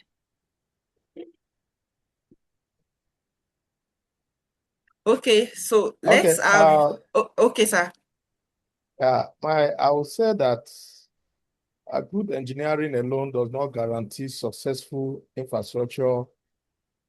Success depends on transparent land acquisition, environmental assessment, fair compensation, and as planners, we support infrastructure development because roads can catalyze for urban and regional development. However, infrastructure must never, ever be pursued at the expense of justice, equity, and sustainability. And I am pressing that there is need to strengthen physical planning, because the roads should not simply connect cities. They should shape orderly human growth. Every superhighway corridor should have corridor development plans, zoning regulations, access management, development control standards, transit-oriented development strategies. Else, the development of superhighways we are having today will become tomorrow's urban planning problem. Thank you. Yeah, thank you so much. Thank you for that detailed conclusion. Let's have Town Planner Dr. Adeshoko Adelodu. What's your conclusion? Yeah, thank you so much. What I want us to take home on this presentation is that Land Use Act of 1978, which has served Nigeria so nearly 5 decades now. However, changing the reality, including the rapid urbanization, climate change, smart city initiatives, the increasing infrastructural demand, this necessitates a reform for our Land Use Act of 1978. Government must retain the authority to acquire land for genuine public purposes. I remain. The purpose of government land acquisition must be genuine for public purposes. It shouldn't acquire land and divert it to other things without the interest of public. Nevertheless, such authority should be exercised in transparency, in fairness, consistently within the constitutional guarantee of property rights and the principle of sustainable physical plan.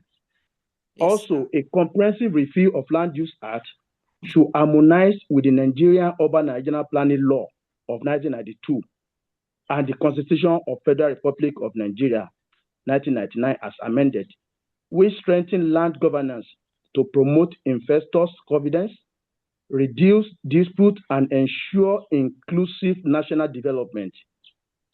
Ultimately, physical planning must always precede land acquisition, as I've earlier said, not vice versa.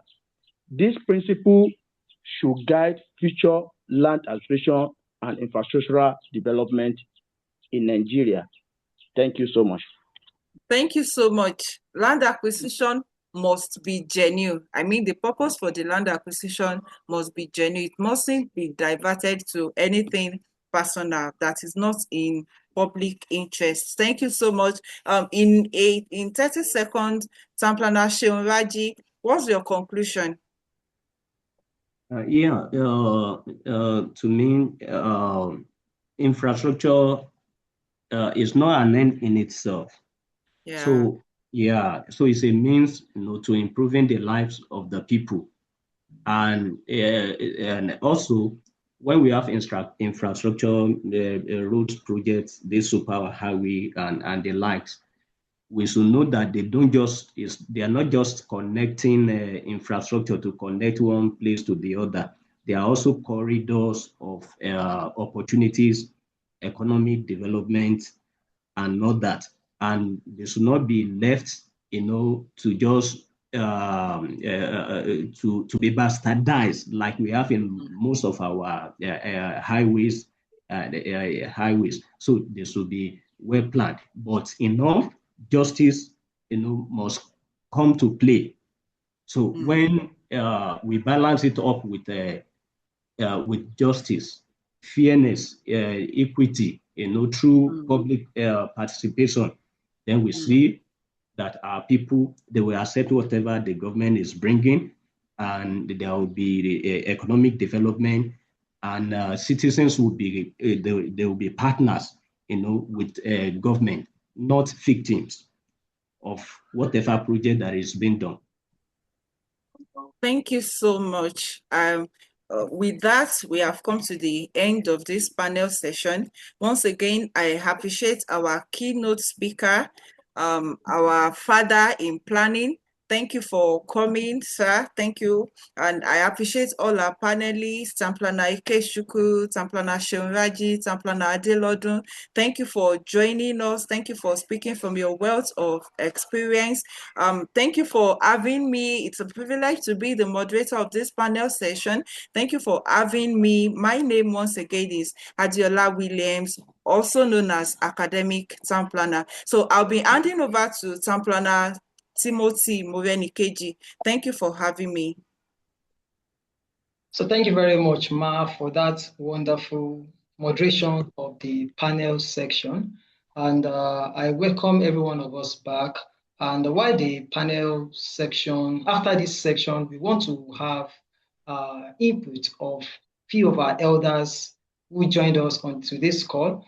And before then, I want to acknowledge the presence of Town Planner Adetola Omofuma. Really appreciate you, Ma. And before we have the question and answer section, I want to invite our elders, the past presidents that we have on this call, to please give us in 2 minutes brief insights or their inputs as regards the topic of discussion. In no particular order, I want to invite Town Planner Alhaji Waid Kadiri. Sir, would like to have your input, sir. Good evening. Thanks, sir. I've come to this session to learn more, because if you're talking about a law that is almost 50 years in existence, and every time people talk about it, it's about revision, and it still survives up to today, I think somebody must be gaining from its existence. One thing that bothers me is even compensation. When you say compensation, the law says you compensate for improvement on the land, not the value of the land. It was so specific that the market value of the land was not coming. But even in the compensation, how do you compensate a man who has just paid 1 year house rent to a landlord, and the house is being demolished? Legally, he paid 1 year rent in advance, and he has just spent only 2 months. I think this is where the social impact assessment thing comes in, and we should be very attentive to that aspect of compensation.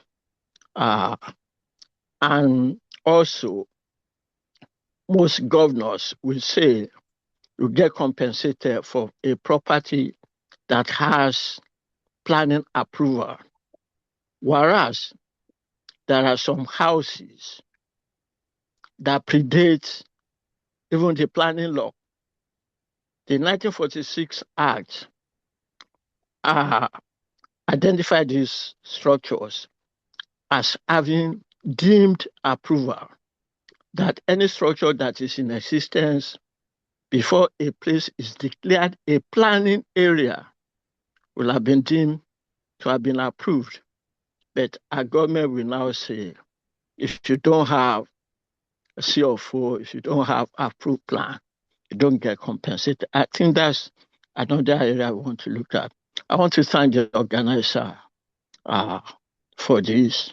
I think we need more of this kind of forum for us to ventilate our feelings, our interpretation of what the law is. Thank you so much for having me. Thank you. So thank you very much, sir. We really appreciate your inputs in a few seconds. And also, I want to invite Town Planner Olutoyin Ayede for your input, sir. Good evening, all, and thank you very much for the privilege. Like Oga, I only came to learn more, and this is actually a topic that you can't finish in one day. But let me say this basic statement to probably capture all that the keynote speaker said. The wisdom book says, do you see anyone who speaks before he thinks? It says there is more hope for a fool than for him. And I draw an analogy from there. Do you see anyone who develops before planning? There is more hope for a fool than for that person or for that nation or for that entity. Whatever we are saying about Land Use Act, whether it's Land Use Act, whether it's Land Use Administration, it is about development. And when that thing was being put together, I am not sure that it was it was planning based. And once it is not planning based, we can never get the desired result. What changed when the Land Use Act came? I heard someone say that it was meant to curb speculation. What happened was that the speculators just changed hands. The speculators changed hands from the traditional landowners to government, to governor. You know, so you even find government selling land for more than you imagine. For example, they want PPP. They want somebody to come and invest, develop. But what they are asking that person to even bring, you will know that something must be wrong. So I believe that this is not a topic we can exhaust today. There is need to look into it more. We must ask ourselves, why do we want to review it? There must be a purpose. If we don't establish that purpose and think it through, we will never get the desired result. Like I said, we can't exhaust this in a short time. But let's not forget that if we develop before planning, there is more hope for a fool than for us. And that is what Nigeria is doing. Thank you very much. So thank you very much, sir. If we develop before planning, there is more hope for a fool than for us. I like that. And both of our president emeritus said they were here to learn. And if mentors or mentors are saying they are here to learn, I wonder what I'm here to do. Maybe in the school of learning, I'm in the primary school of it. So that's on a lighter note. So thank you very much, sirs, for sharing your insights and your view as regards the topic of discussion. And both of them agreed that what we are currently doing, we can't exhaust this discussion within these few hours. So which means this is not the end of the discussion. It should rather be discussion continue. And we want to move to question and answer section. Some people have dropped few questions in the chat box, and I'll be reading them out one after the other. And also, they indicated who the questions are being directed to.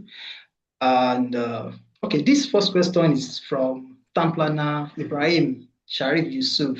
He said, "Thank you all for this wonderful section. May God bless you all." Please, my question is for Tamplana Nathaniel Atebije, who happens to be a keynote speaker.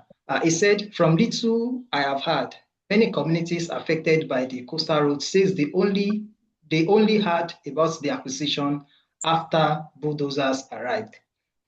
Should the Land Use Act mandate public hearings, gazetting, stakeholder consultation before compulsory acquisition, so people can verify it's truly public, if it is truly for public purpose? Again, sir, the Land Use Act fixed all land in governor in trust for the people. How do we ensure that the compulsory acquisition for the mega projects like the Coastal Road are genuinely for public purpose and not abused for private or political interest? Should the Act be amended to give clearer definitions and oversight? I agree with him completely that just like one of us has said,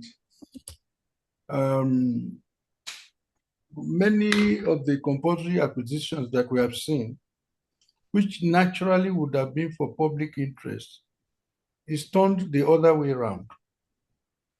Let me give an example, particularly in Abuja here of late, particularly with the current regime, the regime that is running now. Quite a lot of things, land uses that were supposed to be for public interest are being sold for private interest. Naturally, that is the rascality we see of, or the abuse of office. Although, to some extent, one may not blame the politicians. We may not take it too far with them. Because like I was telling a set of civil servants a few days ago, that when a new regime is coming into office, one of the procedures they undergo is to prepare handing over notes. And people, the civil servants will only provide handing over notes up to the point of the new government. Many of the times, particularly those of us that are planners, hardly do we say that this is the plan we have for the city. This is the direction of growth. Some of the land uses have, that the master plan is like the holy book guiding the development of the city, and touching any part of it is not allowed except through a very, very stringent due process. We do not tell them how to move from where we came. And so many of them, they now think that, okay, it is a free-for-all, either fight or opportunity. That now that I'm in charge, let me cut my own as much as I can. And that is why we have some of these issues. So let us, as planners, let us be professional enough. Let us run away from timidity. Let us tell the truth and the essence of our plan to people who come into power. When we make them to know the essence of plans and why they must respect it, then I think we have done the first battle. It becomes, I think even people without conscience will now know that they are going against the conscience of the people. It is at that point that people will also, go against the thought of one person that is against the thought of the people. But again, let it be said that our advocacy is very low. We do not talk to people about the plans that we have, and they need to make plans for the areas that do not have plans. And so that is why there's this rascality, abuse of office, and people taking land anyhow without consideration.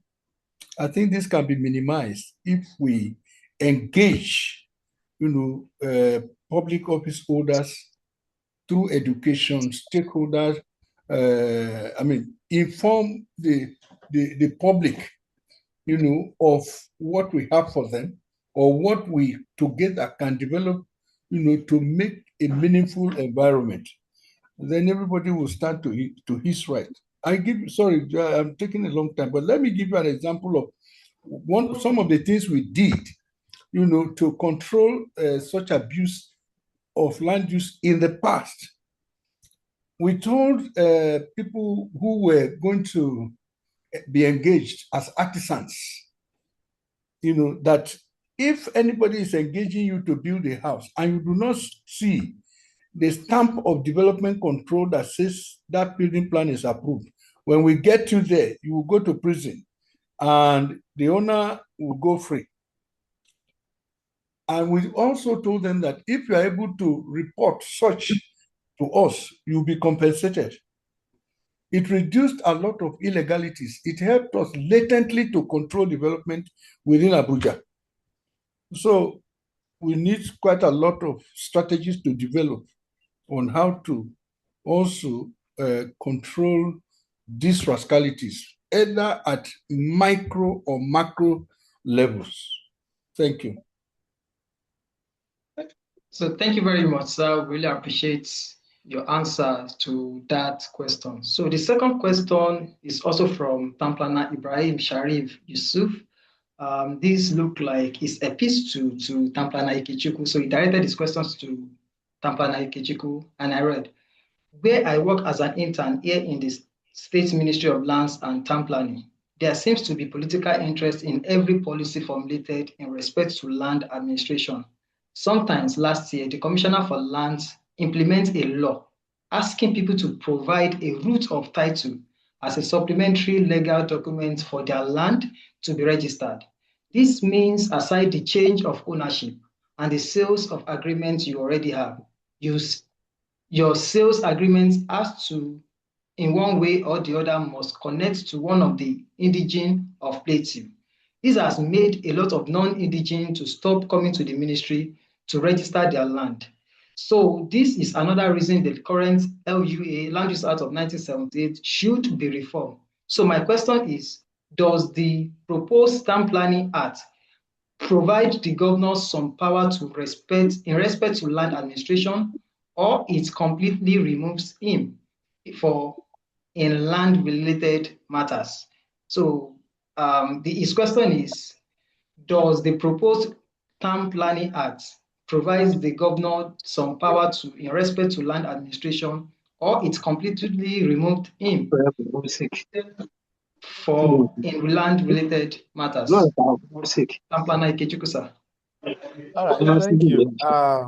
I think this also takes us to the foundation that our keynote speaker has laid.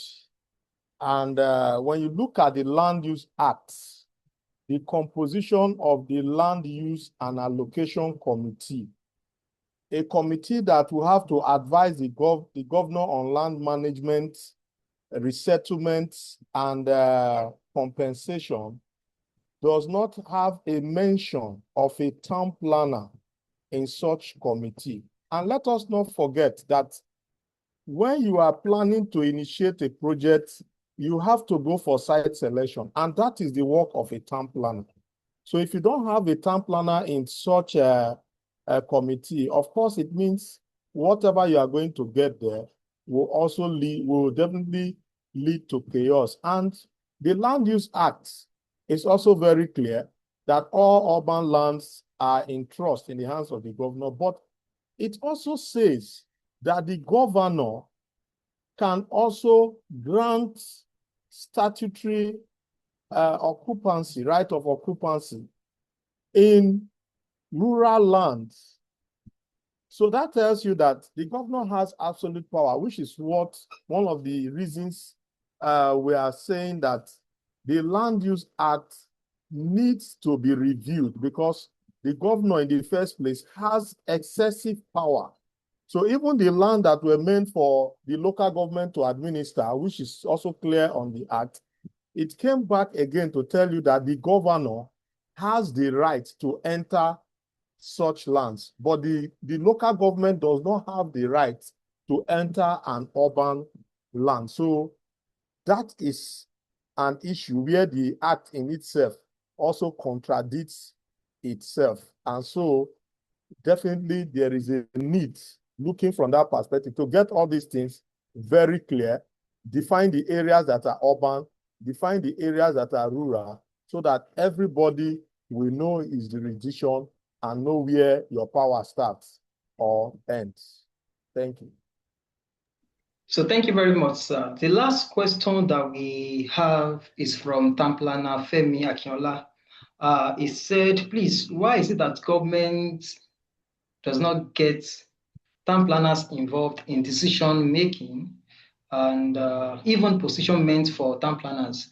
And if I'm right, I think he directed his question to Town Planner Toyin Ayinde.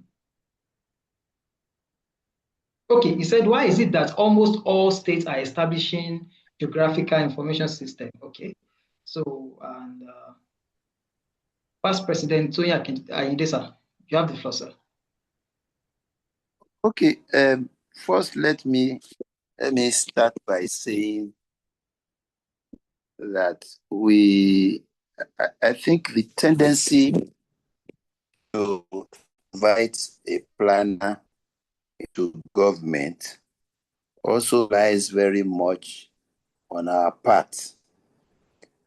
There are a lot of us who do not understand that apart from urban planning, part of our job is public relations. Part of our job is presentation. And like in the Yoruba parlance, they will say it's how you describe your ware, how you describe your commodity, that people will relate with you. Is what you call your commodity that people call it. So I have seen over time urban planners who are unable to defend urban planning, people who are unable to present urban planning for what it is. So if you're unable to convince yourself of what your profession is, how will somebody else be able to appreciate it? So that is one of the things that is working against us. Secondly, is that I learned something from my boss when I got employed. That was the only employment before I started mine. He said, when you are given a project to do, just one, do it as if you will die there. What it means is that expend all your energy, do your best. He said that one will continue to attract others to you. So some of us, we do not recognize that some opportunities just come only once. So the opportunity we are given to demonstrate that we are town planners, we waste it. And it is because we waste such opportunities that they don't see us as invaluable resources that need to be consulted. So I'm going to urge us, I'm going to encourage us to see ourselves as worthy professionals. We must have sweet mouth to be able to talk about our profession fluently, fearlessly, courageously, and to do it anywhere. And that is what will make people attracted to us. Secondly, or thirdly, why is it that almost all states are establishing geographical information system? Well, the GIS truly is a tool. It is a tool, but planners within the system must make their governors understand that it is only a tool. Well, we have come to a level that there has been that argument. Okay, there was a particular state that we actually went there to go and debunk the fact that GIS is a master of all. It's an end in itself. And those in that state operating the GIS also agreed that it was not an end in itself. But the question is, were the planners themselves forthcoming to now say, okay, we will use this tool and we will produce this development plan or that development plan? No. A lot of planners are concentrated on development control. So, and when people don't see any innovation, urban planning is innovative. We are solving problems. The reason we are in business is that we are creating solutions. So when people do not see you create solutions, they will accept what they see, which is GIS. So I think there's a lot of work for us to do, especially for those of us who are younger. Well, you have used the right word, elders. Whether we like it or not, you guys have more years ahead of you in the profession than we do, And so you must from now begin to hone your skills, begin to develop your competence so that you may be able to stand your ground amongst the committee of professionals. Thank you. So thank you very much, sir. Though we have the last question inside the chat, but for the sake of time, I've apologized to Tamplana Oyeka that we won't be able to take it. We are 1 hour 43 minutes behind schedule, and I really want to appreciate every one of us who stays with us till the end of this show. On behalf of the Executive Director of City Visionnaire Initiative for Urban Development and the Regional Coordinator for Nigerian Institute of Town Planners, Young Planners Forum Western Region, I want to appreciate our keynote speaker, Town Planner Nathaniel Atebije, the moderator of our panel section, Town Planner Adiola Williams, and all our panelists, Town Planner Emmanuel Ikechukwu, Town Planner Shiraji, and Town Planner Dr. Samuel Adeshokon. Thank you very much for coming around. And I also want to appreciate the past presidents that we have in our midst, Town Planner Alhaji Waheed Kadri and Town Planner Olutoyin Ayinde. Thank you very much, sir. And like has already been said, this is not the end of it. It should be a discussion to continue instead of it to be the end of the discussion. As an organization, we believe in pushing discussion into action. If you have interest to see that we are taking this from a mere discussion to implementation, kindly reach out to us through City Visionnaire Initiative for Urban Development at gmail.com or any of our social media handle, and we are going to take it up from there. I think this is not the time for us to do more of talking, but we should do more of what? Action, being proactive instead of being reactive as an urban planner. And also, I want to pass these few discussion important notices about the keynote speaker has granted us the permission to share the PowerPoint presentation with the everyone. For those who registered for this event, we are going to share it with you.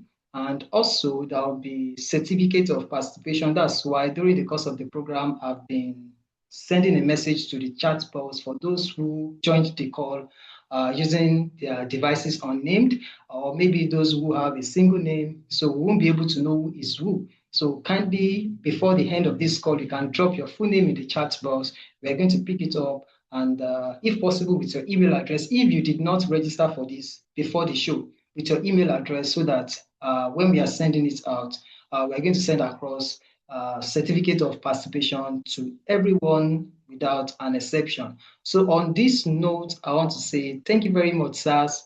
Thank you very much, Ma, for joining us for this wonderful discussion. Until the next available time, I remember your humble anchor, Timothy Olusegun. I'm the Director of Research and Development for City Visionnaire Initiative for Urban Development, and I'm also doubled as the Public Relations Secretary for Nigerian Institute of Town Planners, Young Planners Forum, or your state chapter. Thank you very much, and God bless. For those who did not register, please kindly drop your details in the chat box, and I'll pick it up from there.